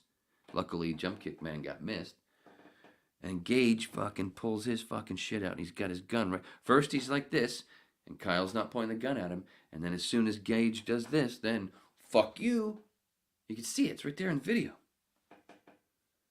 Gage deserved what he fucking got. Even Gage was trying to be a hero, and he has also turned out to be quite the twat. It looked like a twat on the fucking stand. And now think about going through that as a 17-year-old, going through that and then surviving that, and then getting up and still trying to get away. And then you get to the cops and you get maced. And they tell you to get the fuck out of there. And then you got to go find where you were, and then you tell your friends, I just shot somebody, what the fuck? And then you turn yourself in.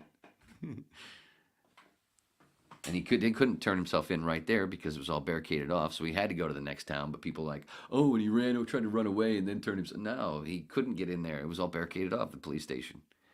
Right there, that one. He had to go to the next town where he was from. Went right there and told everybody what he did. Oh, he's a fucking... And then to treat him like he was James, whatever, one of the... Fuck, man. And then Ruffalo puts out that fucking tweet calling Joseph Rosenbaum JoJo.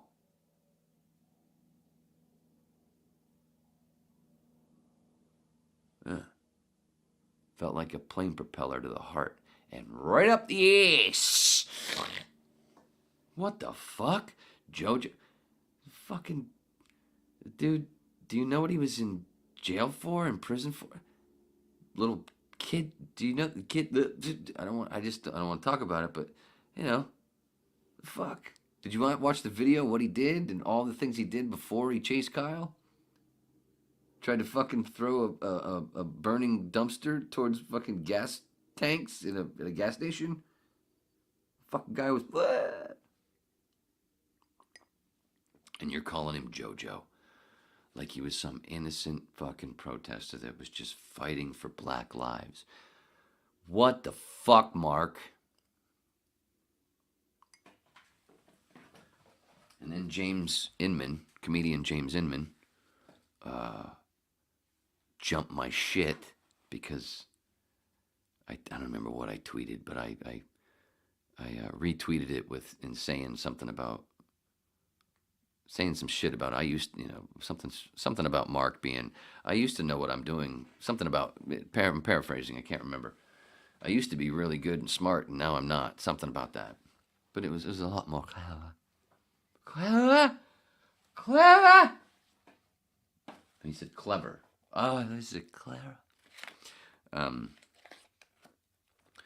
Inman jumped my shit, and we went back and forth like I don't know how many fucking tweets, and I just kept owning him with truth, and with wit, and then he kept just saying something about you. Why aren't you? You're not even funny. What? That's just if you're not read, you're replying to really funny shit. I'm owning you, and you're the pro. You're being a dick for no reason. What the fuck?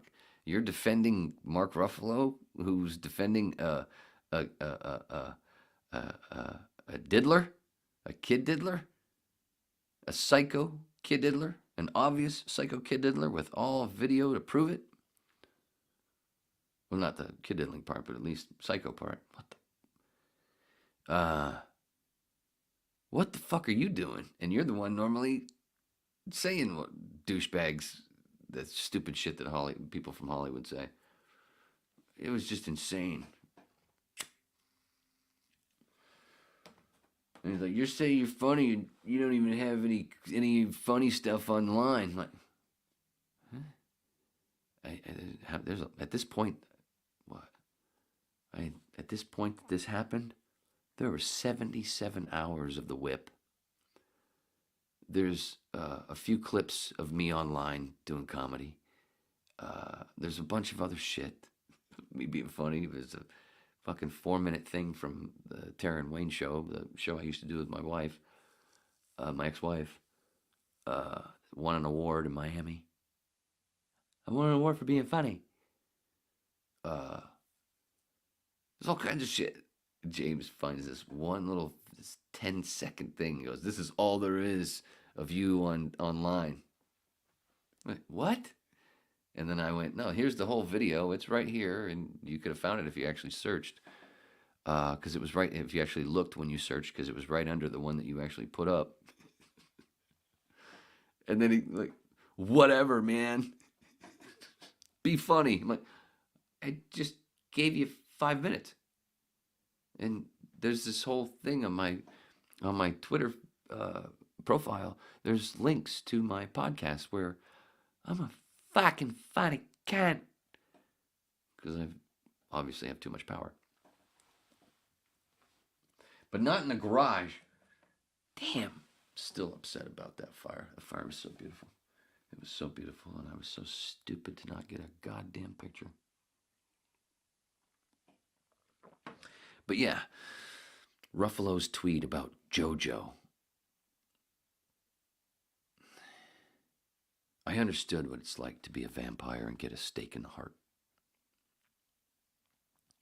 What are you fucking saying? JoJo? It wouldn't have been as bad if he'd have just said, poor Joseph, poor Mr. Rosenbaum. JoJo? What the fuck is that, dude? That's insane. I was going to say we're back to capitalism, but that's what causes the insanity. Capitalism, parasitic system that we were just taught that is the best, and it's really not, because it's all we know. So, and we were taught that other systems suck and don't work, which is most of the time they don't work because capitalism comes in and fucks them over. And then the ones that say, you're not fucking silver anymore, we say, bad guys. And it's almost always poor JoJo. Total bullshit.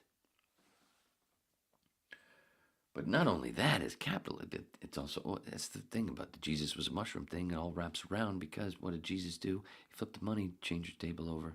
The one time he supposedly got angry because they were ripping people off with fractional reserve banking, and it's the age of Jesus, and we are evolving out of the age of Jesus into the age of, I think, Aquarius. I don't know what the next one is, but whatever. So we're evolving out of money and fractional reserve banking, which is cool, but we can do it in a different way than letting those fuckheads that are in control, corporations and the banks and everything else, big pharma, got to get their power away with a system where, yeah, we still don't use money. Don't need, basically like this.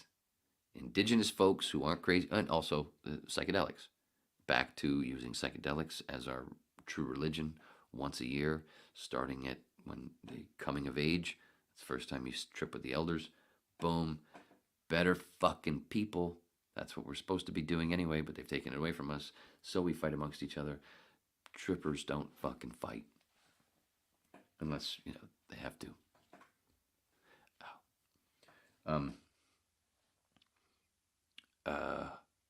Think of it as indigenous ways with the tech on top. They don't use money. They don't have mental health issues. They've been around a lot longer than us. And who's wiped them all out? Banks and corporations. Otherwise, they'd still be just fine, and their land wouldn't be all poisoned, which is what capitalism does, and which is why they outlawed hemp. If we were using hemp for most of our stuff as a renewable resource, we wouldn't be as poisoned and cancerous. Ain't that weird? Because it could grow in everybody's backyard, and they wouldn't have control of it. Maybe that's why they outlawed it, huh? What's the camera look like? Because I haven't been there. I'm on another page. I haven't even been looking at the fucking chat or anything. Where am I at? 142. Oh, this fucking chair. I think he forgot he's streaming a show.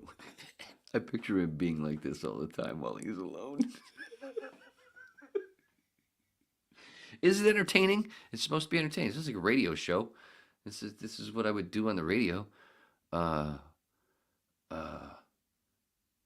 But it would only be, like 10-minute segments, and then you'd have a bunch of shit commercials. And I couldn't say shit. I couldn't go, I could say boom, boom in the mudroom. What was it? That was one of my favorite radio ways of saying things when I first heard Ron Bennington from the Ron Ron Show refer to taking a shit as dropping mud.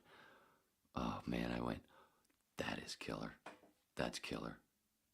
Boom, boom in the mudroom. That had to have been something like somewhere in the early 90s.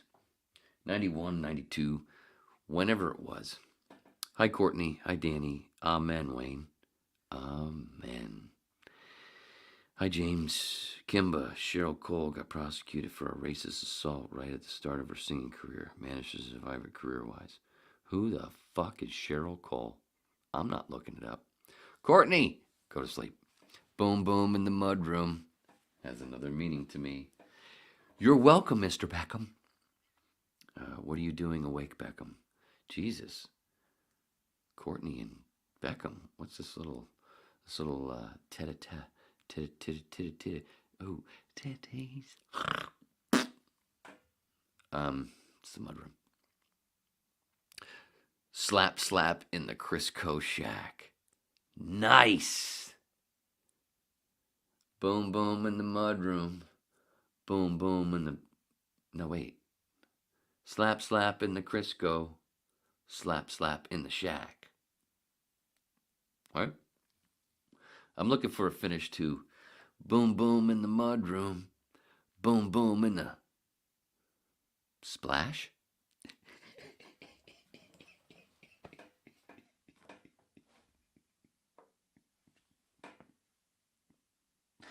Splash?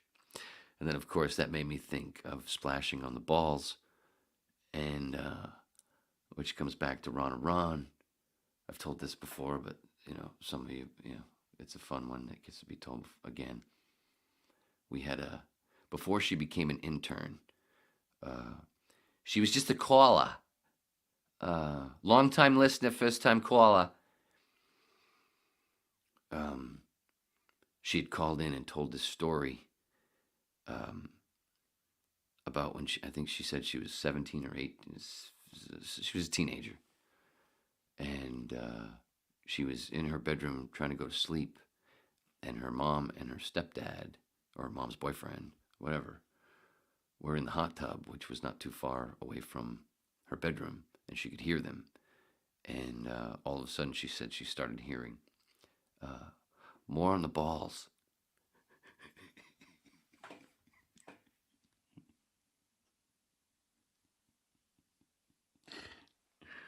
And then slowly realized that, oh, they're getting it on in the hot tub. So Ron, we always had a greeting. At one point it was Yo Himby.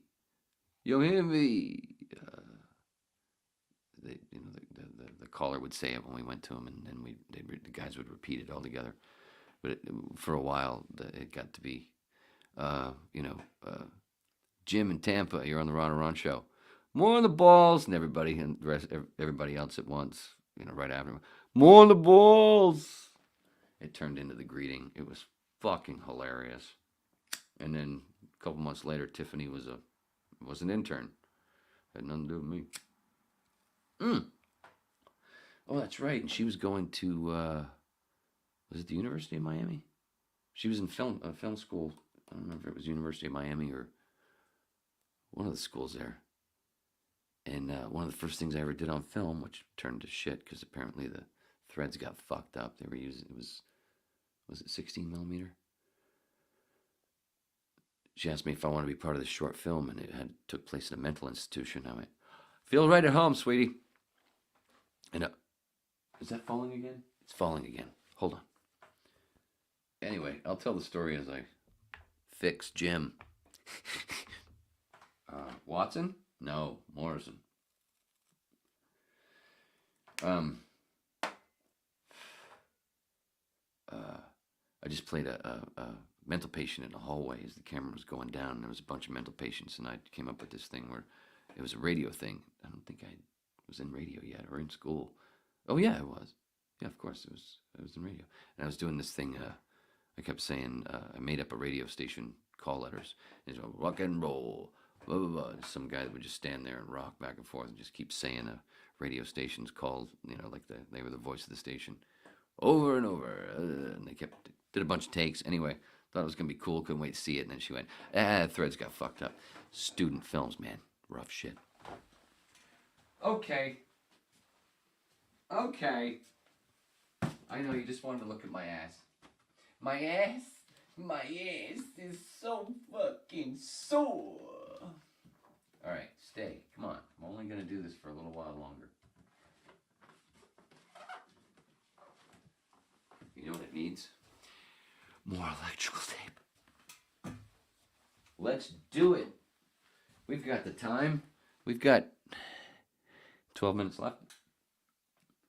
I'll go longer. If I do want to go back to the chat. Damn it. Where was this shit? I don't want to have to deal with it again. So I think one more piece of tappa will solve this CLO drive like problem. Shut the fuck up, cunt. Too much power. Oh, dude. I could have tripped and broke my ass. Oh, you're cockeyed. Oh. Shh. Quiet. There's mental patients sleeping in the other room.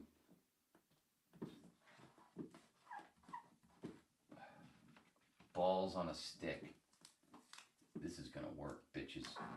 I know it will. Because I rubbed it. Isn't this fun? Isn't fun the best thing to have? That hurt my elbow. I endure the pain for you. Well, it's mainly for the Patreon.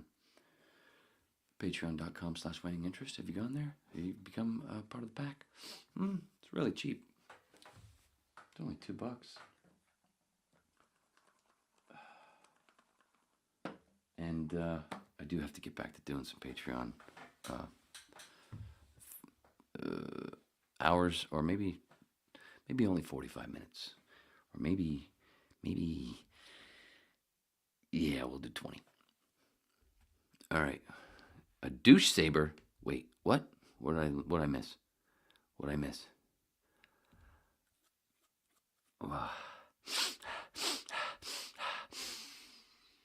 Isn't this fun? Damn it. Crisco Shack. There it is. I jumped it. I got it back. I got it right where I wanted to be. Mr. Beckham, I need a real lightsaber just to light up at night. Why is Shannon a nutter? What did she do? What did I miss? I think maybe I'm glad I missed it. Vancouver's major park is Stanley Park. I think it's named after the same Stanley as the British Stanley Park. He was our Governor General back in the day. The Stanley Cup is named after him, too. Thanks.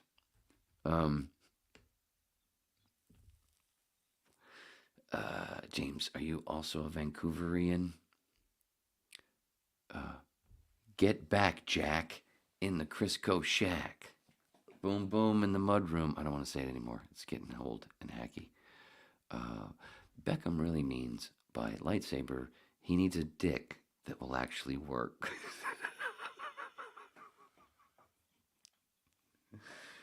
Gotta lay off the booze, homeboy. Have you heard of you for Hims? Because they're not a sponsor. There are no sponsors on the Waning Interest podcast because I don't want them. And also because it's the smallest click on the internet. They don't want me. And that's how I like it. I grew up an hour away, but I'm now 3.5 hours away. Well, what? Oh, okay. I want a double lightsaber. That's disgusting. Crisco! A douche saber? Danny, seen my earlier message to you? Stanley Park? Yes, I did, Mark.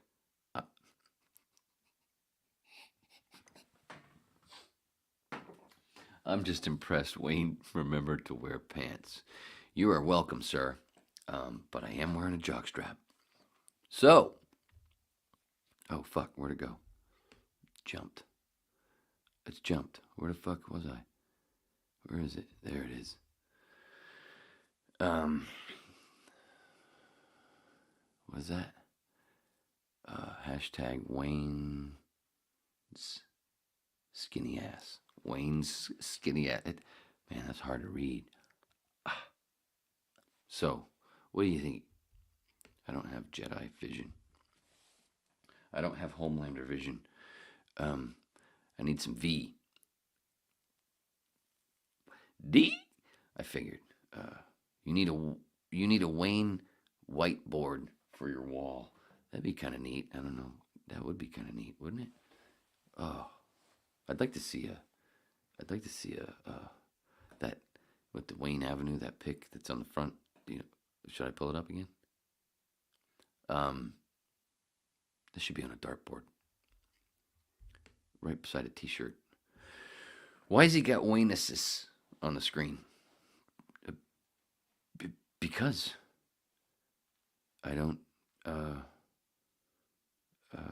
It's a Greek thing. You saw my ass. Well, you kind of saw my ass. Did you see the outline of the jockstrap? That can be embarrassing. Or not. Remember the first time? Was it 7th grade? It's middle school. Soccer. So, yeah. I remember we had to go get jockstraps.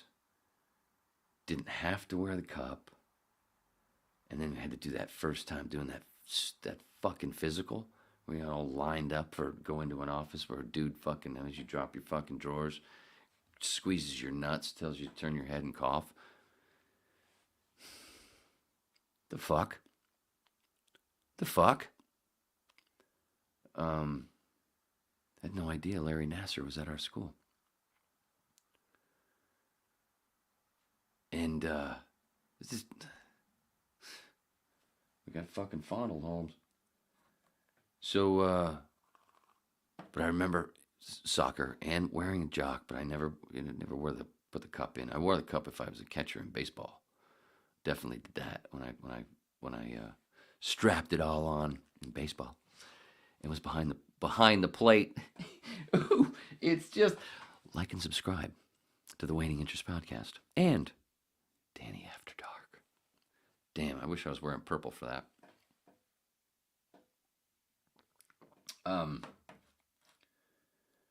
Playing soccer, senior year, one of the worst fucking things. Wearing a jock didn't matter because I ain't wearing a cup. Playing soccer. And it was towards the end of the season, so it was getting pretty cold up here. And it was a brisk fucking day, that game. And I was a forward. I was a spot where the ball was heading towards one of the fullbacks on the other team, so it was towards their goal. And I knew he was going to blast it, and I did what I normally do, which is I'd just try to jump in the way to block it and keep it in front of me, and I'd put my arms behind my back and just jump up in the air and try to block it. That fucking kid just destroyed that ball with his foot, and I was 15 feet away in the air. That ball fucking hit me right square, fucking wham! And it was probably 35 degrees. It felt like my dick got split into fucking four. And felt like it was bleeding. It was just so cold. It wasn't. It was just a super fucking snip, but that's what it felt like.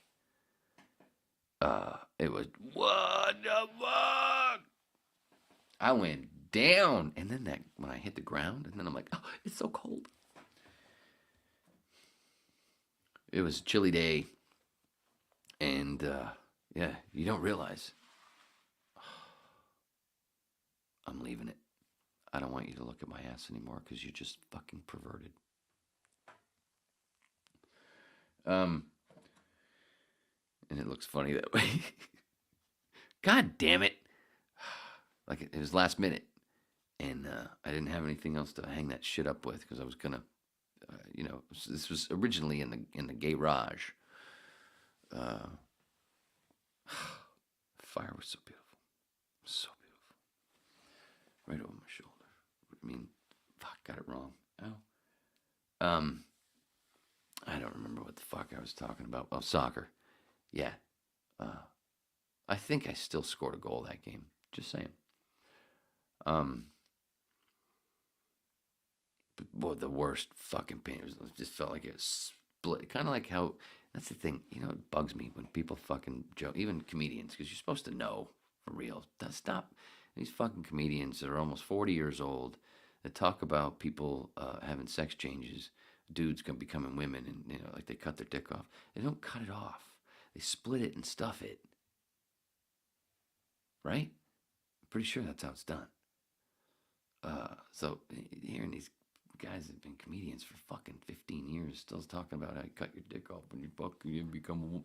That's not that they do it. They go. It makes that fucking sound too. Been there. Sally told me. Anybody remember that reference? That callback? It's been a while.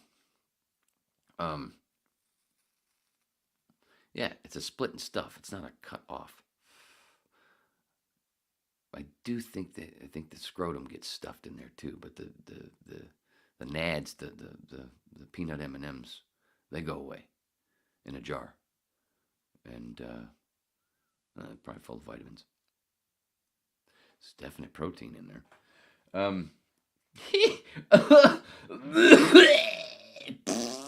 Oh, happy Saturday. Aren't you glad I finally got the sound working? Wow. Have I really been running my fucking suck for 2 hours? Oh, Jesus Christ. Thank you so much for being here. And Did I tell you to become a part of the pack? Part of the Winning Interest Podcast pack? The whips. Sorry. It's cloudy. Did I finish everything I was going to say? Did I finish? Am I finished? Am I finished? Oh, yeah, I used to do it. I used to do a Ross Perot bit in radio back in the day. Ross Perot. But the big saying was constantly the, can I finish? Can I finish? Ross Perot. Holy shit. Did I tell you capitalism sucks? Join the whips. Patreon.com/winning interest. It's in all the fucking description. It may not be in this one yet because I had to redo the thing, but normally it is right there already. But there's a commercial.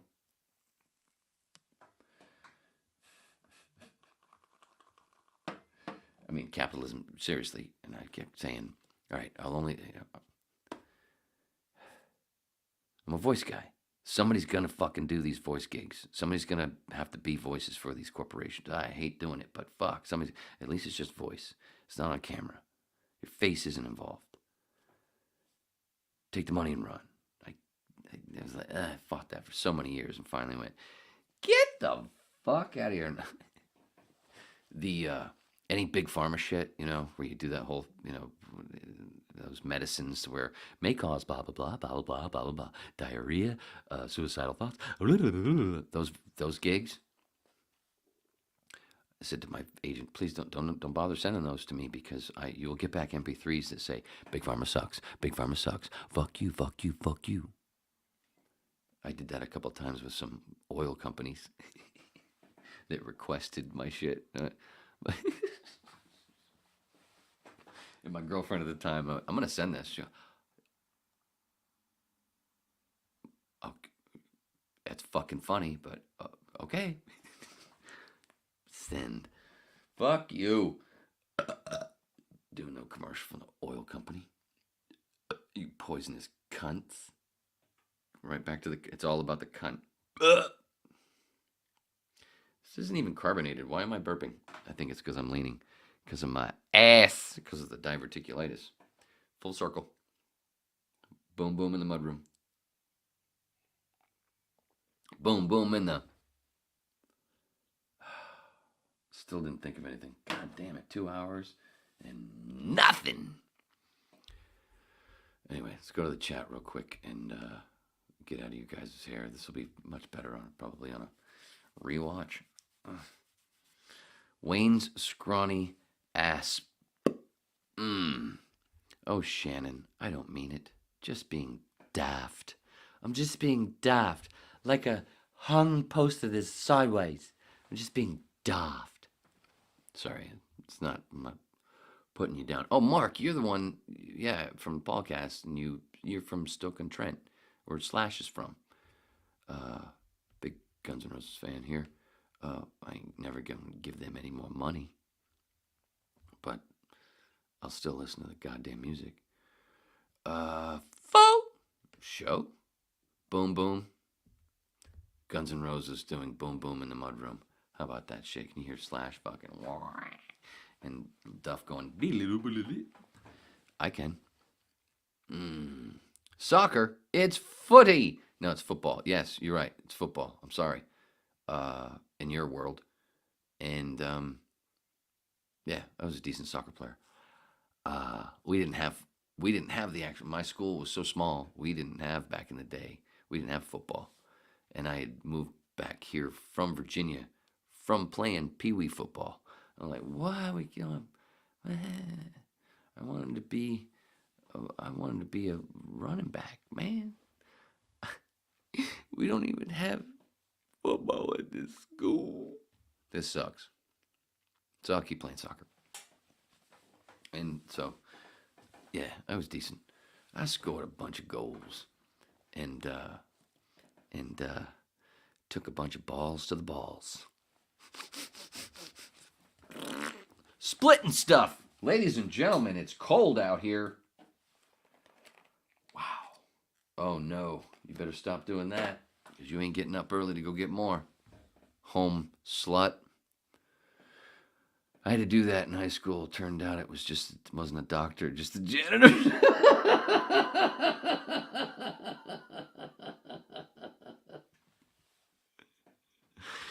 And the murderer slices up another one. Serves you right for calling it soccer. I'm sorry, Holmes. I get you. I'm with you. But it's because, you know.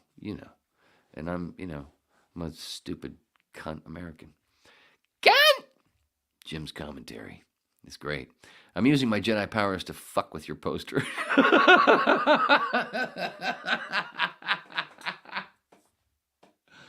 That's a good one, sister. God. Killer. Is this show still on? Fuck. Fuck you, Beckham. I can't wait for the post Kenobi with you and Brett. We're gonna have told you so, so much fun. Told you so, so much fun. Where was the wit? Sorry, I meant hashtag where was the wit? That fucking poster hanging there's got more wit than fucking Kenobi. Holy balls of dog shit. Boom, boom in the mud room. I swear to God, it's the last time I'm saying it. Wayne, you're so good at calling your own shit. Well, I'm the only one listening. Except for you wonderful whips. That's terrible. Erg. Is that why girls have faces? You people! Well, Bill, you're being very good. You haven't blocked anybody or timed anybody out. Badass. And neither is Danny, you evil little thing. Well, she's asleep. All right. Was waning a stand-up? I did stand up, yeah. That was one of the many things I did. I was never more than a I was almost over the hill from just being called an open micer. But not. But I haven't been on stage in, holy shit, it's almost 3 years. It was summer of 2019 was the last time I did a set. And killed. No, I didn't. It was decent. It was only a third of the room was left by the time I got up there. Wasn't my fault. Did all right. Took everybody to church with my Jesus was a mushroom bit, which you can see. And was that when I actually did a bunch of that? 96, 97, whip 96, 97. You can go back. I don't want to repeat myself. I'm trying to get the fuck out of here. I gotta go to sleep because I have to get up and nap in the morning.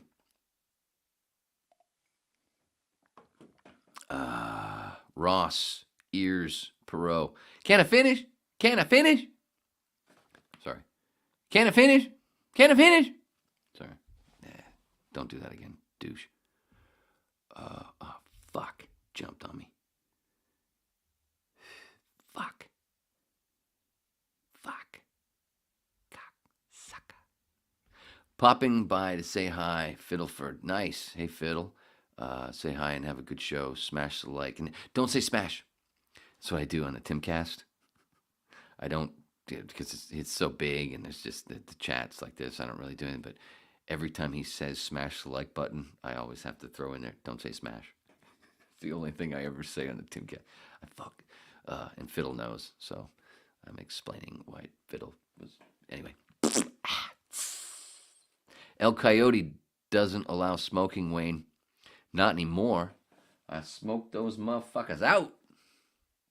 Smoked them out. I went, dude, what? Yeah. Wayne's too stoned to stand up. No. Sometimes. But, no, it's actually good when you have your, I know you're being funny, but seriously, when you have your bits down nice and tight and trim as much fat, this is me babbling. But when I would say that my jokes were, my bits were very, very tight. Trimmed a lot of fat off to where it was just bada bing, boom, bada bing, boom. That's what I always wanted to do. And so when you get that down, you can be nice and stoned. Because I never, the most I ever did was sip a shot of vodka for a while before a set, only 2-3 times. I never did a set fucking drunk. Only maybe a couple of beers. But most of the time, yeah, I was definitely had a little cannabis in. That's not what cannabis sounds like. Definitely had cannabis in me, which was also helpful just to, stay calm, stay cool, and don't go too fast because then you run over your punch size. Because if I wasn't smoking, then a lot of times that's what I do. It's a lot different. It's right here. It's a joke. It's funny. I did radio for a while, so when there's not I know there's an audience, a little bit of an audience, and there will be later on too. God, the timing. I did it on purpose. No, it was James. But you can just go on and on because you're not hearing you're not hearing any moans and of course not hearing the laughter when you should be, because you pause. You have these things you learn. It's just fucking, you do your thing, whatever it is. Be yourself. So it's different when you're actually in front of people and and so it doesn't come out as smooth until you do it a whole bunch.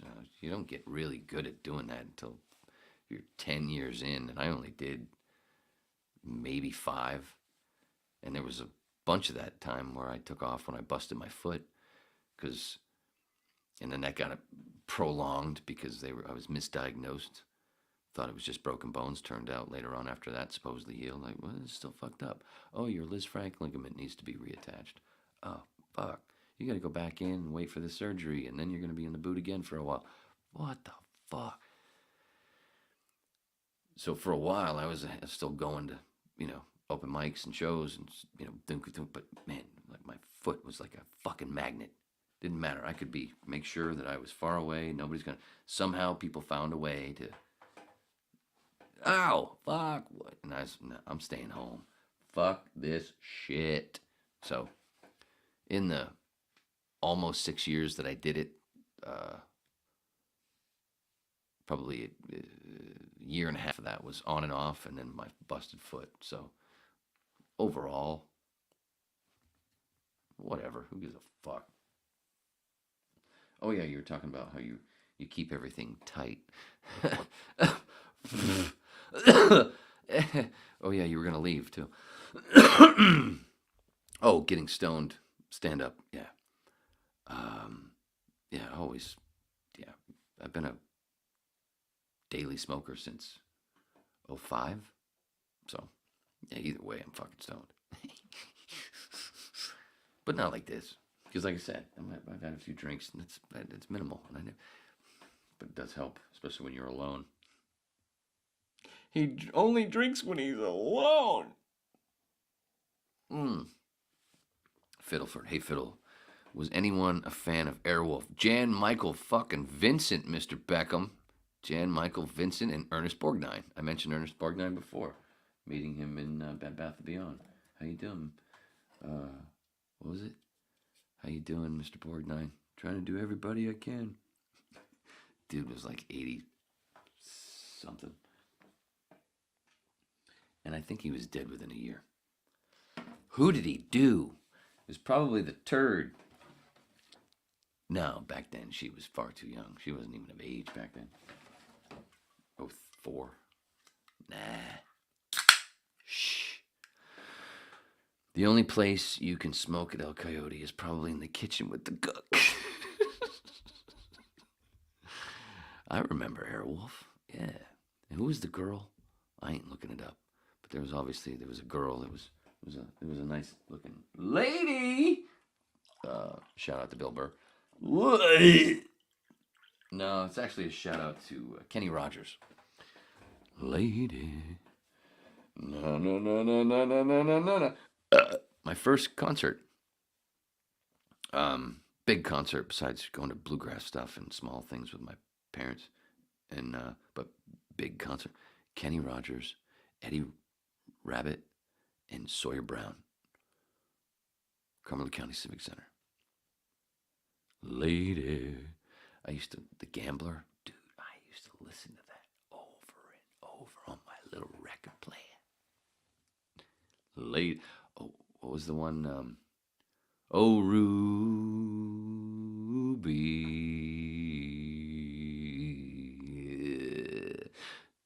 don't take your love to town. Fucking great shit. God, I can't wait to show my therapist this video. Who was the lady on Airwolf? Hopefully somebody or I'm at 12:17. Oh shit, I'm 15 minutes behind. Hi Shannon, LOL. Yeah, /born in Blurton, 1 mile from me. / My first tattoo was a skull with a top hat and a cigarette and a monocle and a hole in the head. Very /esque. I've covered it since with roses and my daughter's birth date and initials. See? Anyway, Danielle, a nice hot mocha sounds good about now. What's an Airwolf? It was a TV show back in the 80s.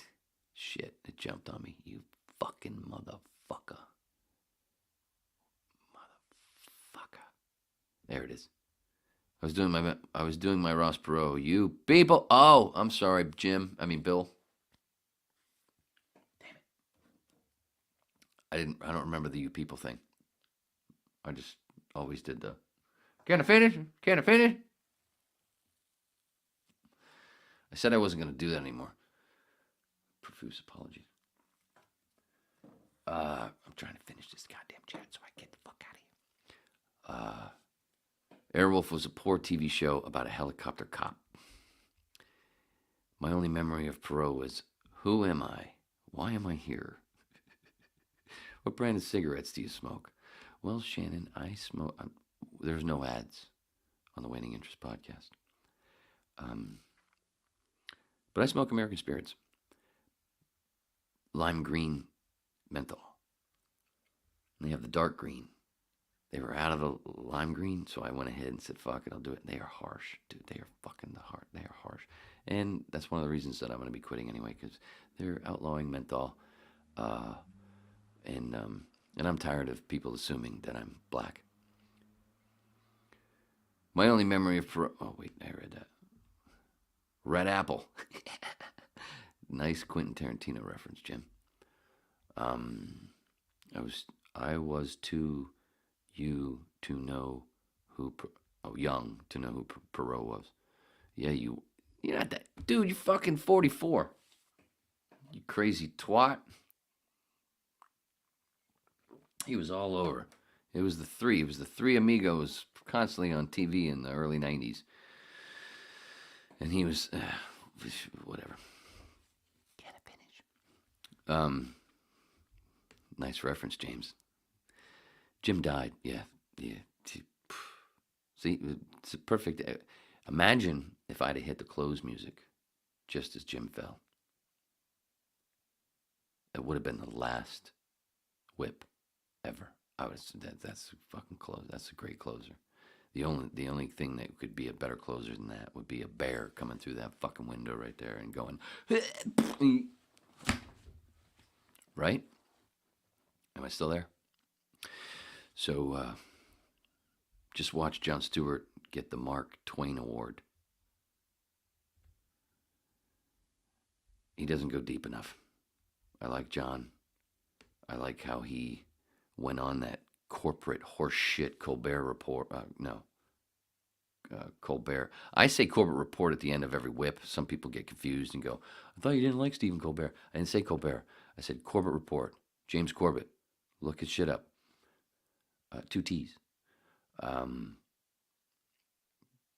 Watch James for a bit, and you find out, and you'll see a true version of, wow, that sounds weird and wacky, but it more makes a lot of sense with what's already happened. And wow, it's gonna that, and then it turns into mainstream 6 months to a year later. You know, you heard it's. What was the point? What was the point? Oh, that's more of the depth that I prefer. And Jon Stewart's still a corporate thing, but it was cool seeing him on Colbert, doing the whole thing when he went off about the lab. It's the lab. It's right there, and it makes sense. And even though they said that no, it wasn't the lab, it was a monkey, the bats. Turned out, a lot of those Karens, those Karens that were pissed off at mask Nazis, turned out that they were right, eh? See, you can't fucking jump. What is in my drink? Better not be a bug. Well, would be protein. It's like I'm in the movie Snowpiercer. Put a roach in my shit. Boom, boom in the mudroom. Oh, yeah, definitely gives it a new flavor, that little bug.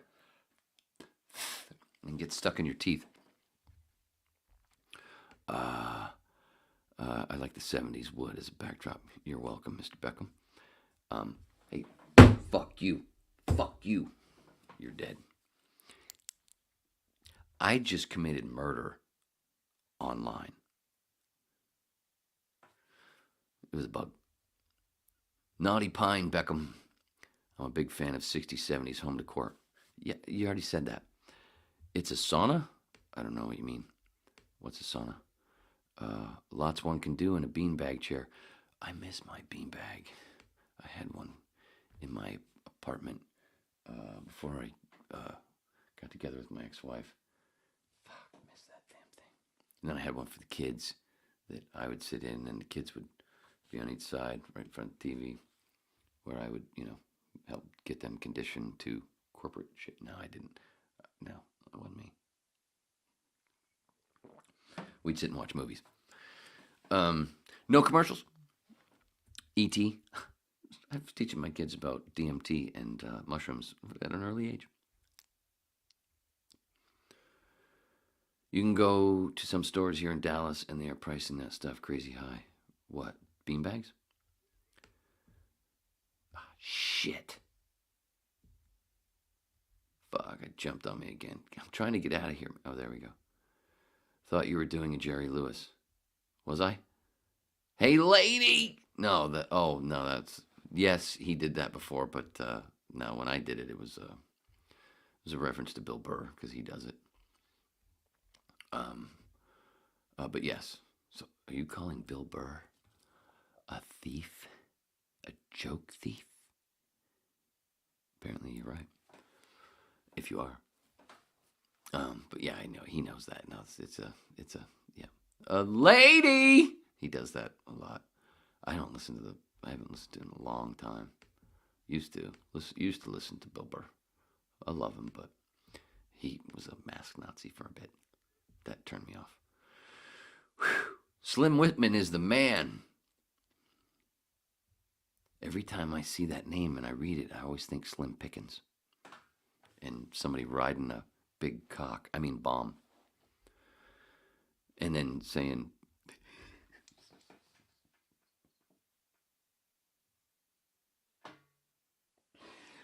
might as well stop trying to get that suntan. It ain't gonna do you no good no how.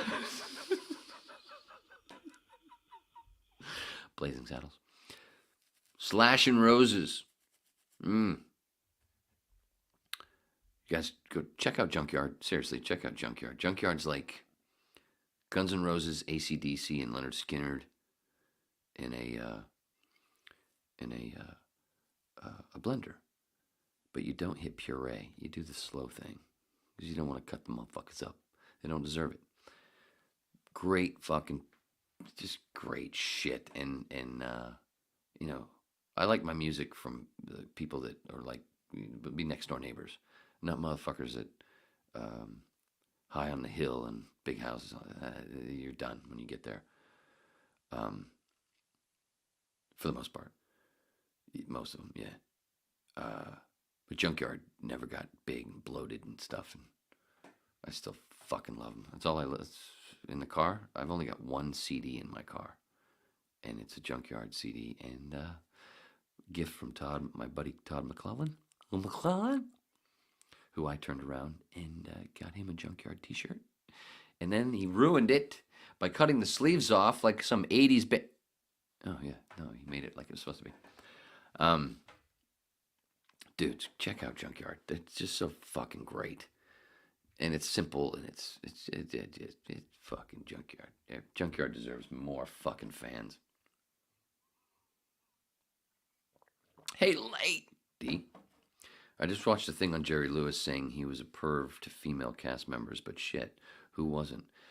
Dude, I got Me Too'd on a TV show, playing a dead guy, laying on the thing in the morgue, and a big name actor smacked me on the ass in between takes, in front of everybody. I wouldn't be sitting here anymore if I went, I can use this. But it was like a locker room joke sort of thing. I laughed just with everybody else. It was fucking funny.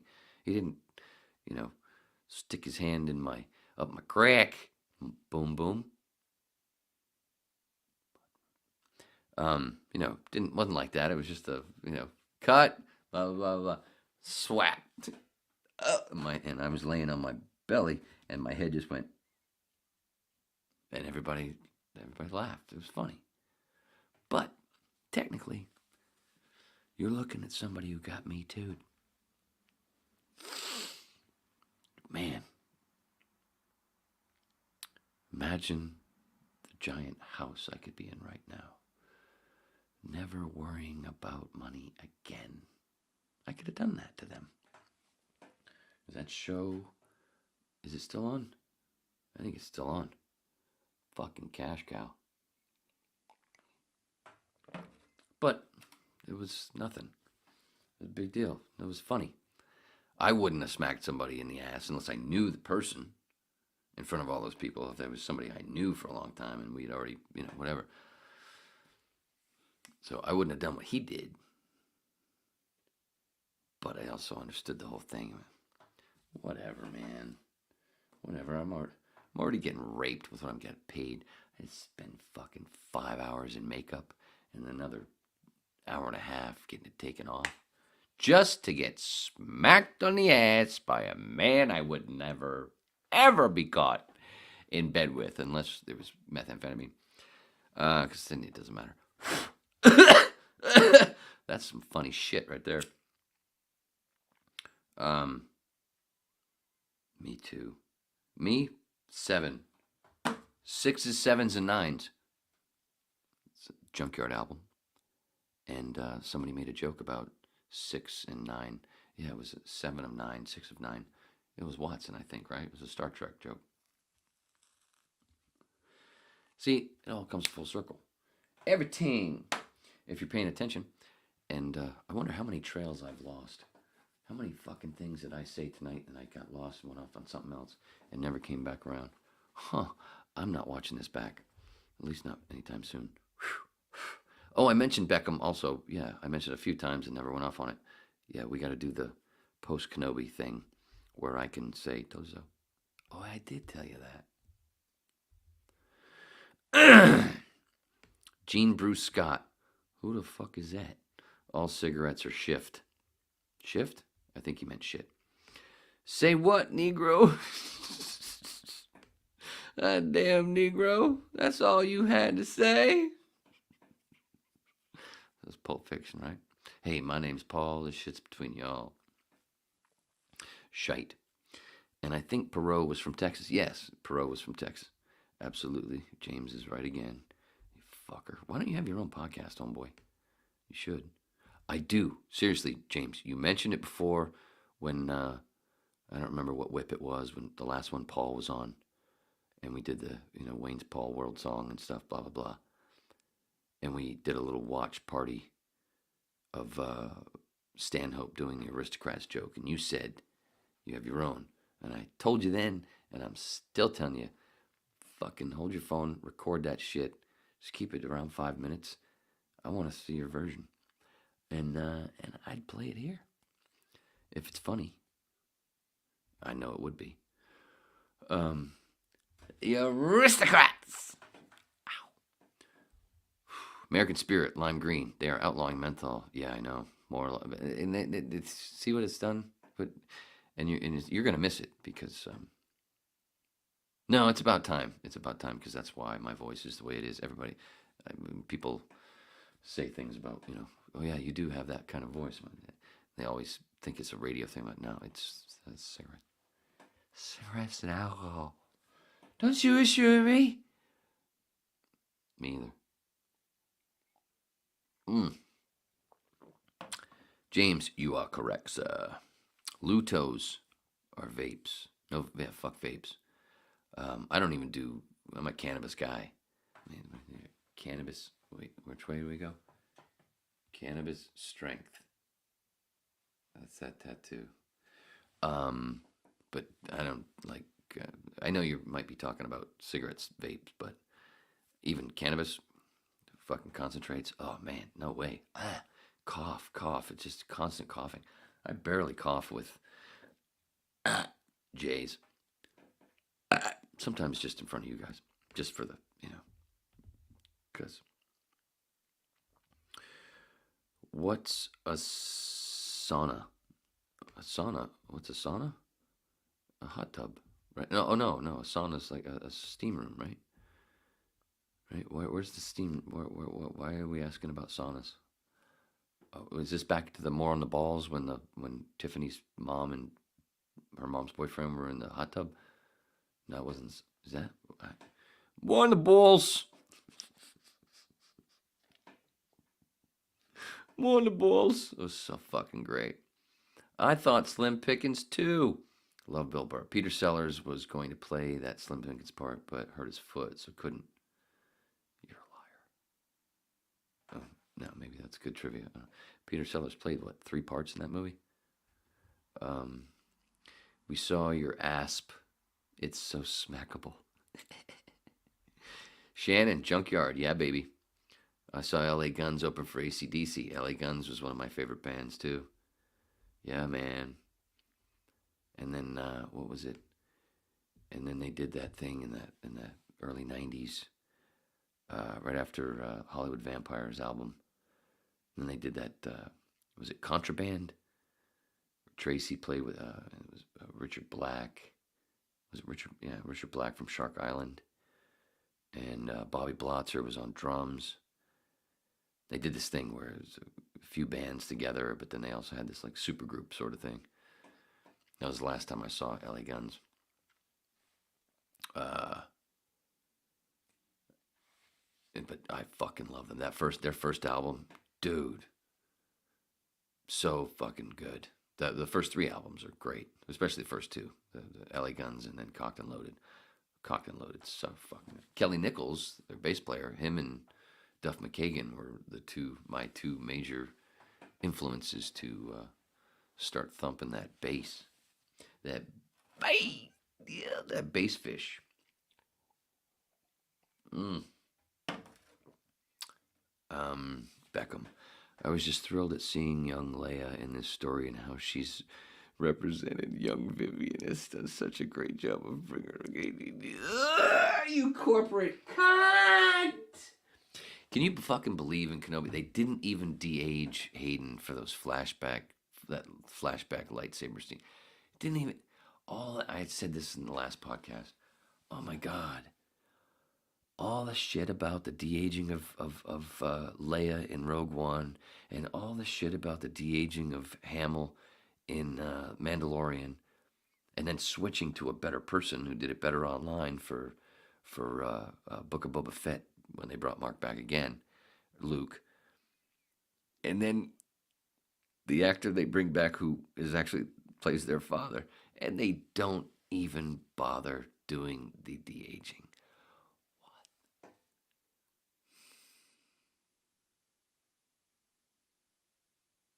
It's so fucking insulting. And it goes right back to the boys. Much more wit, and just like Billy Butcher said, with great power, you can be a right cunt. I fucked it up, but I got the first part and the last part right. Oh, fuck you, Disney. Fuck all your shit. You killed it. Just like fucking Clear Channel killed radio. Disney killed Star Wars, and they're fucking slowly killing. Look at Miss Marvel bombing. Fuck you, homie. I just murdered another bug. Where are they getting in? How are they getting in? There's a screen on that motherfucking window. Doors are shut. How can they? Is that the same one and I haven't really killed him? Well, apparently I'm not a murderer. Ah, shit. Jumped again. Oh, fucking Hayden. But and Hayden actually, the stuff I saw, Hayden actually did a decent fucking job. And he always really did. It was just horrible fucking writing. And it's just such fucking cheese. Jesus Christ. Turned into a right cunt. But that kind of voice is sexy. Oh, a smoky voice like Kim Carnes. That's all I've ever wanted to be. I just wanted to be Betty Davis eyes. I have the worst radio voice, LOL. No, you just have the worst fucking microphone on your headset, homeboy. If you got a fucking Rode podcaster, you'd sound way better. It's that goddamn headset. But yeah, you do have a douche voice. Because you like Star Wars. So, I'm not even using Lisa. That sounded dirty. The aristocrats! A sauna is a steam room. That's what I said. Oh, Shannon. Oh, I'm sorry. Yeah, I'm a few minutes behind. I'm catching up. See? I wish there was a green screen behind me. So it could fall. Your wood-clad room looks... Oh! Jesus Christ, I'm so fucking sorry. Oh my God, dude. You're right. Oh, you fucking cunt, Lane. Hey, did I tell you that I thought my cannabis card was expired when it doesn't expire for... Oh my God. It's the Brillo pad. The Brillo pad that my mom's been fucking sticking in my food, giving me diverticulitis. It's causing... stupid. Fuck, dude. I apologize profusely. Duh. Oh my God, the jokes that I could have fucking made. Oh, you dumb lady! You didn't see that coming, did you? Bitches, honkies, fucks, and shits, and pisses. Sorry, had a little spurt. Your wood... Yeah, Mark, Mark, dude, I owe you a whole bottle of whiskey. A whole fucking bottle. And I'll sign it, / Fuck you, you can't be the real one. You can't be the same one. I killed your ass. I killed you. You already spawned and had another one? Oh, I'm gonna kill you. The aristocrats! Oh, sorry. Whoops. Douche. Oh, stop. Jesus Christ. She didn't take enough off my bangs, man. Oh, that looks really so fucked. Wait, it seems like it doesn't matter which way I go, it still goes the other way. Hey, look at the fucking dandruff. It's not dandruff, it's product.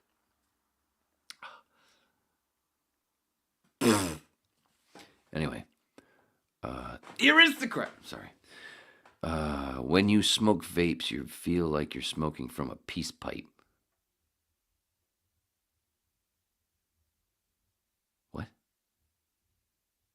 No. No, I feel like I'm fucking sucking the fumes out of a gas tank. Maybe I'm missing something, like the sauna. Shh. There are old people sleeping in the other room, guys. Whoa, I'm having a fucking deja vu. That's cool. That's pretty cool. Right now. That Sellers thing is true. I believe you. Now I'm going to believe every fucking thing you say now, Mark. You've made me seem like a total douche. Well, you didn't make me seem like a douche. I did. Fuck, it jumped again. I'm trying to get the fuck out of here. I gotta go to bed. Oh, fuck. Where am I? In a world where laughter was king. Oh my God. I hate it when it fucking jumps. But it makes me feel like I'm part of the Jimmy Dore show, because that's what it does to Steph all the time. The Leia character looked way younger than the Luke character, and they were twins. Yeah, it was completely retarded. It was completely underdeveloped. That's what stunted. That's what retarded means. So there, I was, what is it? I was clear, crystal clear. Beckham, the voice is the least of your problems.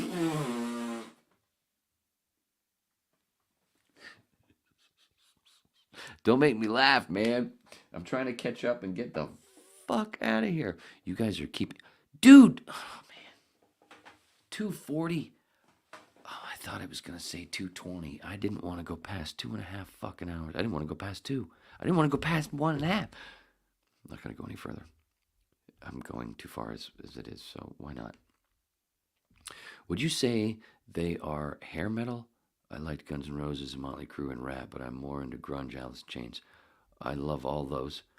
Well, not Motley Crue so much, and Rat so much. But certain songs, yeah.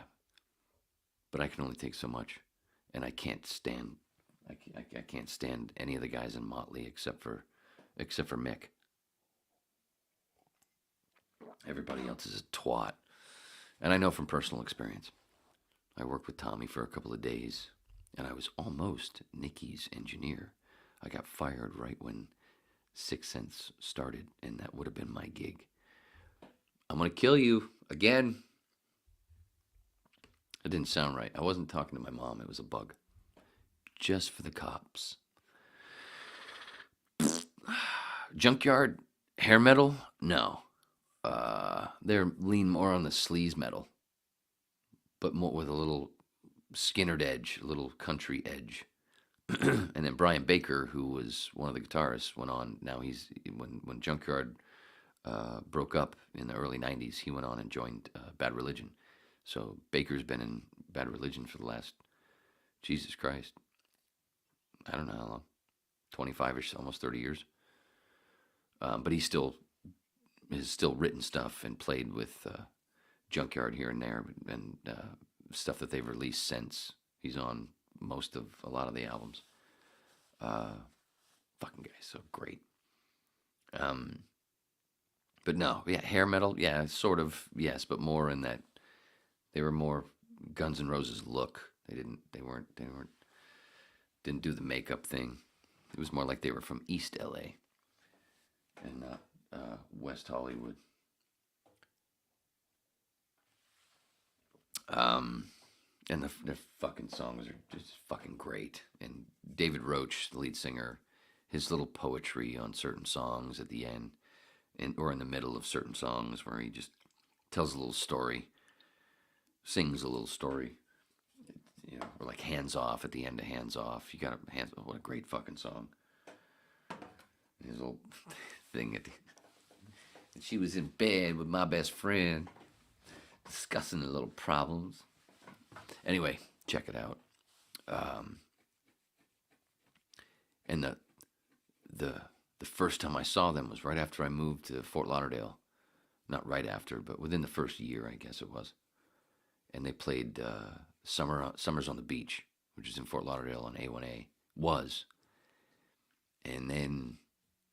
And they had just gotten rid of Clay Anthony, the bass player, and Todd had just joined, Todd Muscat.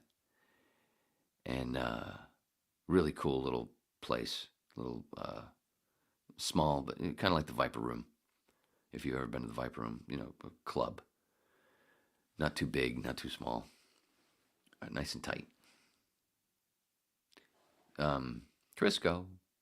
I wasn't going to say it. And you weren't expecting it anyway. You thought I was going to say boom boom in the mudroom. So, I threw you for a loop, and now I'm throwing for a loop because I don't know what the hell I was saying. Oh, Somewhere's on the Beach. In a couple of months, a few months after, I don't know, it was a handful of months. Handful. Murphy's Law, a band called Murphy's Law played Summers, and I was planning on going back there. I went back one thing, but not for a concert. It was just a regular night. It was just a cover band, cool cover band, but it was such a cool place. Anyway, I planned to go back, but this few months after Junkyard was there, this band called Murphy's Law was kind of punkish. I think that air knocked him out for a bit, especially with the booze in it. Maybe a little of the cannabis. He's certainly relaxed. Stunned. It's good weed. So, anyway, there was a fucking riot. And went nuts, and then Summers closed. And it was a few weeks later where, I don't remember which one, it was one of the talk shows of the day, Phil Donahue, whatever, in the early 90s. And the lead singer from Murphy's Law was on one of those talk shows with other rock and stuff. They were talking about the riot and stuff, whatever. And I'm like, fuck, man. I wanted to go back to Summers, but they gone. Such a long time ago. That was the first time I saw Junkyard. That was the story. So I never actually got to see him with Clay Anthony, who died a few years ago in a car crash in Hawaii. Their original bass player, who they were still friends with. He had one of those guys that fell in, went ahead and said, yeah, with the heroin thing, and got a little too, went off the rails. The other guys had problems too with alcohol and stuff. Like Chris Gates does this. I think it's pretty cool. I've seen him do a couple of interviews on it, and I've watched one of his videos. He does this thing. It's about recovery. He's been sober for like 10 years now, I think. But he does this thing. It's online and some other thing. Really cool. If you're into that. And I'm actually thinking about having him on the podcast. And I'm like, wait, if I ask, I've asked the guys that are in the band now, and I'm waiting to hear back. But Gates hasn't been in the band for a long time. And he wrote a lot of the material in the early days. From Texas, Beckham. Junkyard started in Texas, by the way. Most of the guys, they moved to LA from Texas. Gates and Roach. Austin, I believe, if I remember correctly. But Gates now does this stuff, and it's really cool because it's not preachy. It's just, look at this, look at that, because he was an addict for a long time, and so it's cool. And I was like, well, if I ask him, because I want him to talk about his stuff, but I think obviously I'm gonna have to do that podcast without any weed. Well, at least not on camera. I can't be smoking a J, and I guess if I use this cup, everything's fine. No, dude, it's just tea. But I do want, I mean, even if he's not on here ever, which who knows, either way, go check his stuff out. Chris Gates, Junkyard, and you'll find what he's doing today, and you'll find other Junkyard shit. Look at this big commercial for Junkyard. And I'm not even wearing my Junkyard shirt tonight. Any of them. A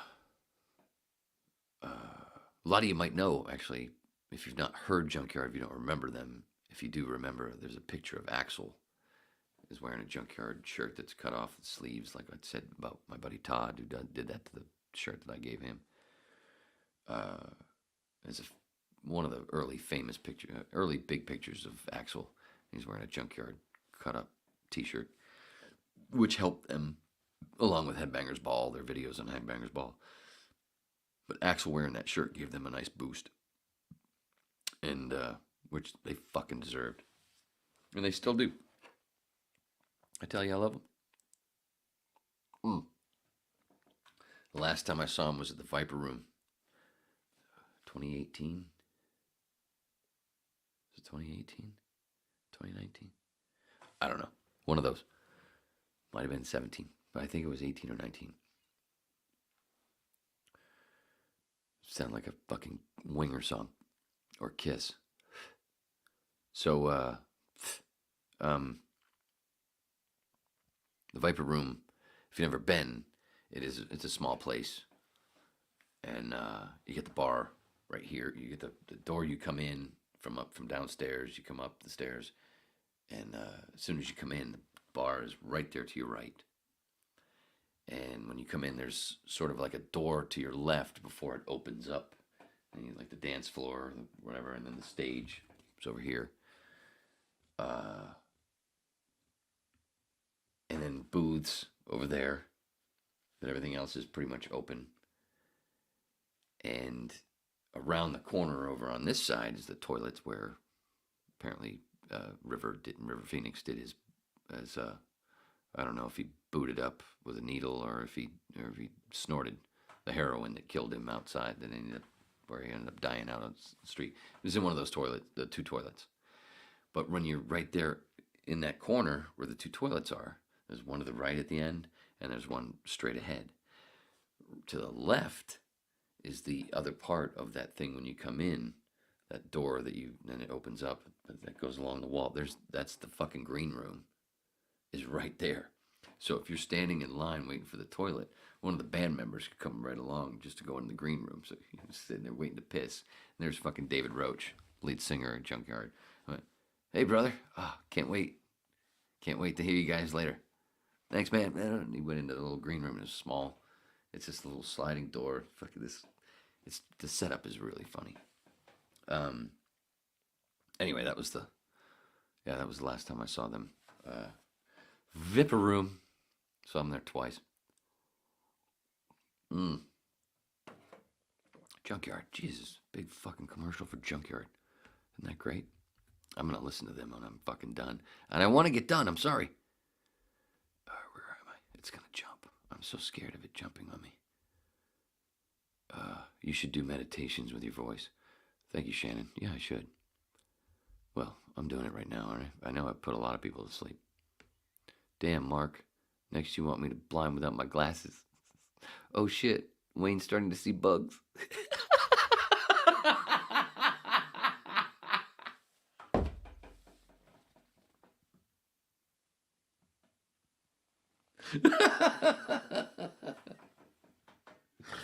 I'm sorry to be so far behind. God damn, that's funny. Oh, that's funny. Kill it. You fucking just stuck another fucking knife in me, dude. Oh, please keep stabbing me, Watson. Smoky voice. Roit can't. I don't know what the fuck that means, Holmes. And you're gonna make me feel stupid again, Mark. Meditations with Wayne. Meditations with Wayne. Ripping off Hal Douglas. In a world where laughter was king. When your life is no longer your own. Meditations with Wayne. I'm picking up some edibles tomorrow. Any suggestions? I don't know where you are. Most of that's just local. I'm in the business. So I get my gummies from where I'm in the business. And they're good. And they're not gelatin. They're was it pectin, pinactin, whatever. It's not gelatin. And they chew up easier and they're fucking sweet. They're called sour gummies, but the sour is just not too much to where it's just right, where it's not really sour. You just get a hint of the sour. It's mostly sweet and gone, hour later. Hi. Literally. I didn't mean that. Oh, man. I'm going to kill that fucking thing. I think you should get a parrot for your shoulder. Dude, there's one.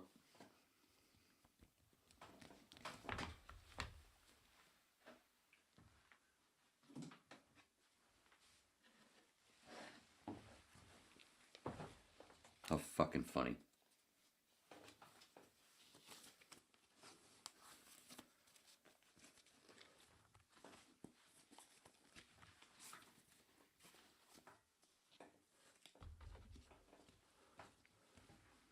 Dude.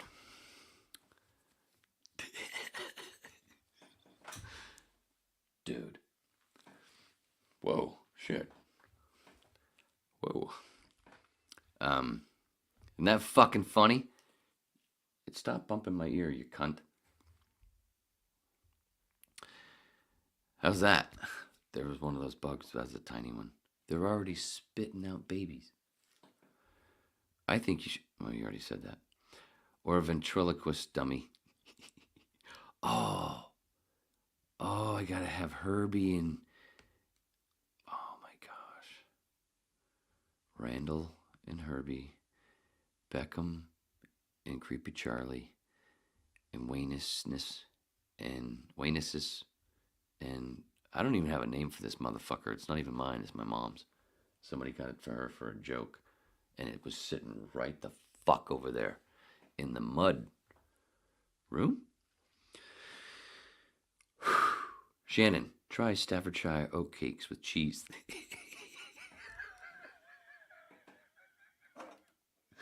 I wish I would have said that in a British accent, but I don't do a good one. My sister had this friend who had a baby. And when the baby was born without the arms and legs or body. It was just a head. But it's a good looking head. Oh my God, I'm down to 2. I'm down to dose. I'm down to dose. I'm vegan, Mark. Oh, well, you must taste nice. So, oops, shit, it jumped.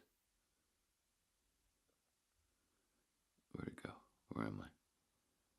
Where the fuck am I? Ah, shit. There we are. Wait a minute. Sorry. Did he keep you company? I hope. So, Shannon, yeah, any indica gummies are great, of course. And most of them are. Sativa gummies. Sativa smoke can already, if it's strong enough, can make you go, whoa, am I having a panic attack? So, and gummies and edibles hit harder. So sativa gummies, yeah, you'll be on the moon for a bit going, whoa, shit looks so small. And then you'll go, whoa, there's a fucking parrot on my... You're not a parrot, you're just a fake fucking bird. You fucking fake, you capitalist cunt. That's gonna be a clip. Mark, it's not like they have flavor. Does that mean no cheese? Indica's good. Need some for panic. Yeah. No cheese, no animal products. Then try them with jam or honey. Jamness. You ever had I used to have jam sandwiches. You know what you do? Take 2 pieces of bread, jam them together. It's a bachelor party joke. Tom Hanks.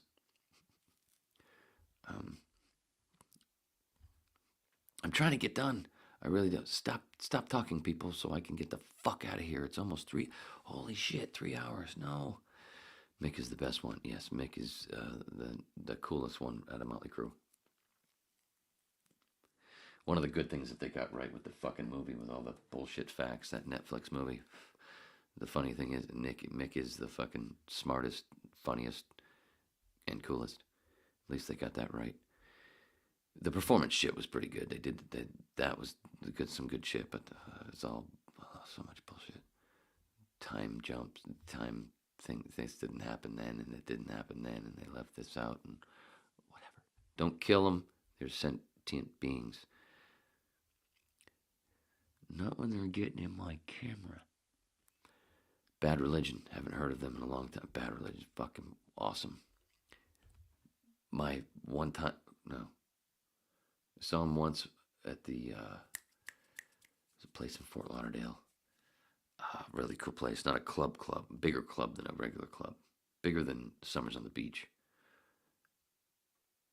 The Edge? The Cutting Edge? Or was it just the Edge? Really cool place. I saw them there with my buddy Juan. Juan! Negla. Negla. Hi. Where's the rest of this bird? Fucking sit your ass. And one of the funniest things, I had a bunch of beers, and Juan and I smoked a bunch of weed, and Juan stayed way away over the bar, and he was because it was too loud for him, and we had smoked a lot of weed. And but I also drank a bunch. I was right there at the front of the stage, and I had no idea. I was new to this shit. I mean, new to ever seeing Bad Religion. Loved their fucking music. When I fell into them, I bought a whole bunch of their albums. But I didn't know what kind of band they were with a show. I was used to encores and stuff. Fuckers came out. Greg Graffin, the lead singer, who is also a professor. No bullshit in between songs, no ranting, just in one bam, bam, bam, bam. And almost all the songs are super up-tempo. Bad Religion. Fucking start listening right. I'm going to listen to some of them when I'm done. If I can finish. But when it was all over, I didn't know that they didn't do encores. They just fucking boom, boom, boom, hour and 10, 15 minutes or whatever. And then just bam, left. And I'm still waiting. Everybody else disappears. I'm like, wait, I'm waiting for an encore. They're coming back, right? No? Where is everybody? Everybody else knew. I'm still standing there right there in front of the stage just waiting. They're coming back. Come on. Did I tell you about my cannabis card? I tell you that Mark was trying to tell me over and over that the mud room looks like a sauna, which, that goes together too, I get it. You think that I live in a bathhouse. Well, I got the beginnings. And hell, man, that's easy money, right? Renting shit out. You know what I'm saying? It's towels. Just wash towels and give out the clean ones. Pretty much, right? Hire somebody else to go squirt. Well, the other squirt. The second squirt, and clean. What? Fuck you. You better go away. I'll kill you, motherfucker. Damn right, Shannon. Who was that? Mark. Who sings Fly High Michelle? Fly High Michelle. I don't know. That doesn't sound familiar at all. Little crawlies don't hurt you. No, they don't hurt me, but they get in the way in my light, and they're pests. It's enough having the smoke, right? Oh my God, that's right. I've only got one more after this. Chill out. Down to 4. Thanks for your informative banter. Yeah, thanks for talking to yourself. That's what you really meant. What's the etiquette for bailing out? Just, you don't have to fucking do a goddamn thing, brother. I'm still embarrassed for like I said, sauna, bathhouse. Enough's Enough. Oh, I was never really an Enough's Enough fan. They were too. I didn't do the makeup thing. I wasn't into that shit. I'm Off by Waning, by Shannon, by Beckham, by Mark. Thank you, brother, for being here. And yeah, all the way from England. You're welcome, Shannon. Thank you for being here. I'm sure you're fading. Yeah, you're following me. Night, James Pecton. I was right. Hi, Mimi. Oh, you just dropped in at the end. You always drop in at the end. Something about the mudroom with you.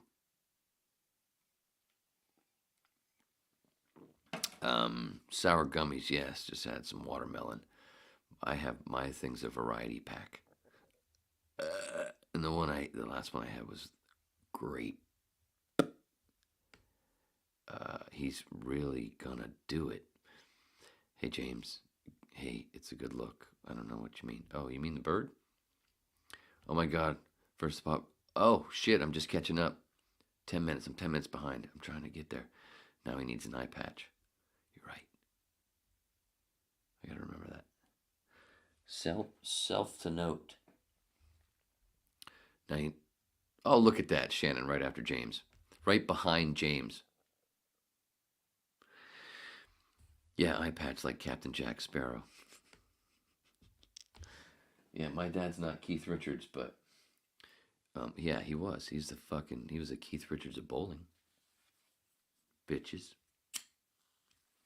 All right, get the fuck off my ass. Get the fuck out of here. I think I broke his neck.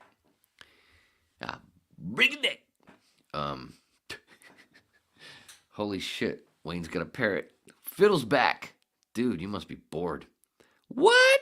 You don't have one? I don't have an eye patch. I don't. I should. I will. If I remember. I don't know if I'm going to watch this back. Why would I? Delete? No, but you got to go delete that other thing. No, James. I just have a dog. Oh. Dogs could go out a lot. Right? Is that what you mean? I don't know. I'm trying to get out of here.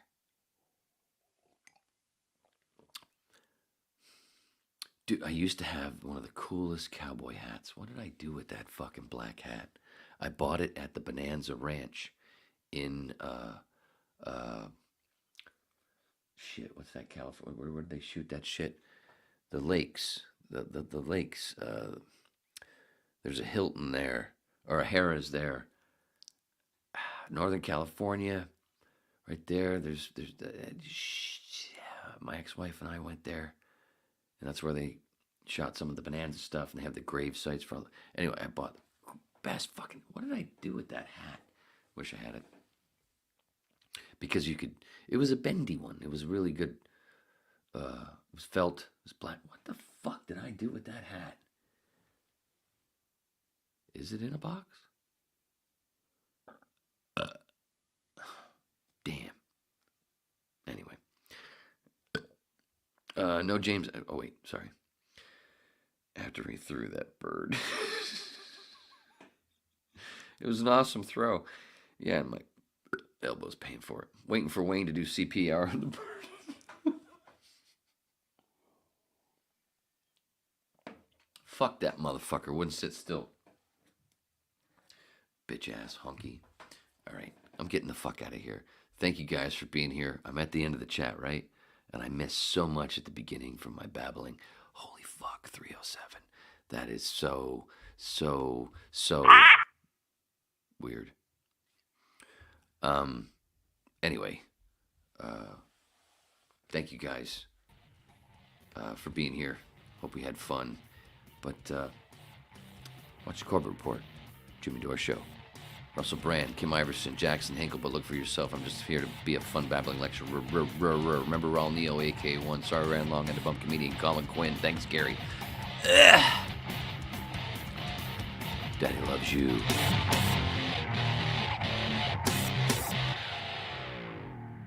Messing with my peoples. That's right.